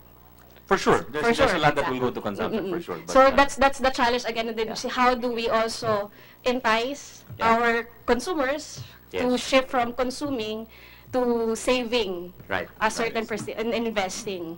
Right. Okay, thank you. Team up, anything to add? Attorney Malu, no? Nothing? How about the BSP? We have Director Tano with us. Good afternoon, Mr. Chair. Hi, good I afternoon. would like to comment on the two items, one on the increase in the final tax for FCDU transactions, as well as on the possible imposition of bank transaction charge. First, with respect to the FCDU accounts, it is our view that the repeal of the concessions to FCDU accounts, particularly a lower 7.5% final tax on interest income, may be justified given that the country is operating in a very different economic environment from when these concessions were first granted. Moreover, with the liberalization of the entry of foreign banks, there may be no need to differentiate the tax treatment of interest income from local currency and foreign currency deposits. But again, related to that, for the imposition of bank transaction charge, we believe that there is an ongoing, somehow parallel initiatives to streamline the tax structure for financial transactions. So maybe these proposals could be taken together with the package for that's being proposed by the OF to ensure that the equivalent financial transactions should have a uniform treatment to remove distortions that could possibly give rise to tax arbitrage, Your Honor. Thank you, Director. Secretary Liu, would you like to add anything aside from what your points earlier about the long-term deposit accounts? Mr. Chairman, I think the differentiation between taxes on currency basis doesn't make sense. Really, either you remove it entirely or tax at the same rate. And I would suggest that you move further and fold it into income by lifting the Secrecy Act, because that's a way that you can be more equitable in the process. The reason why we have this 20% final tax in the system is because of the bank secrecy. And that would diminish the need to go and examine. But we went further and distort this issue by marrying it with the concept of long-term savings. When you put your money into the banks in certificates of deposits over the years, the interest rate, the tax rates drop. Now that's a very discriminatory system against the lower income. It favors the rich. The rich who can keep their money in the bank for over 5 years, they pay zero interest on the zero tax on the interest rates. So the issue can be resolved by addressing all this together. And you can fold all interest income into the income stream for taxation. You probably improve your tax base. Thank you, Secretary. From Mr. Yulo, anything to comment on this? Not this one? Okay. Mr. Yap, any comments on this? Any other comments from the body? I think everyone has been given a chance to comment. If there are none, well, thank you for coming. Thank you for sharing your insights with us. Maraming salamat po. Good afternoon.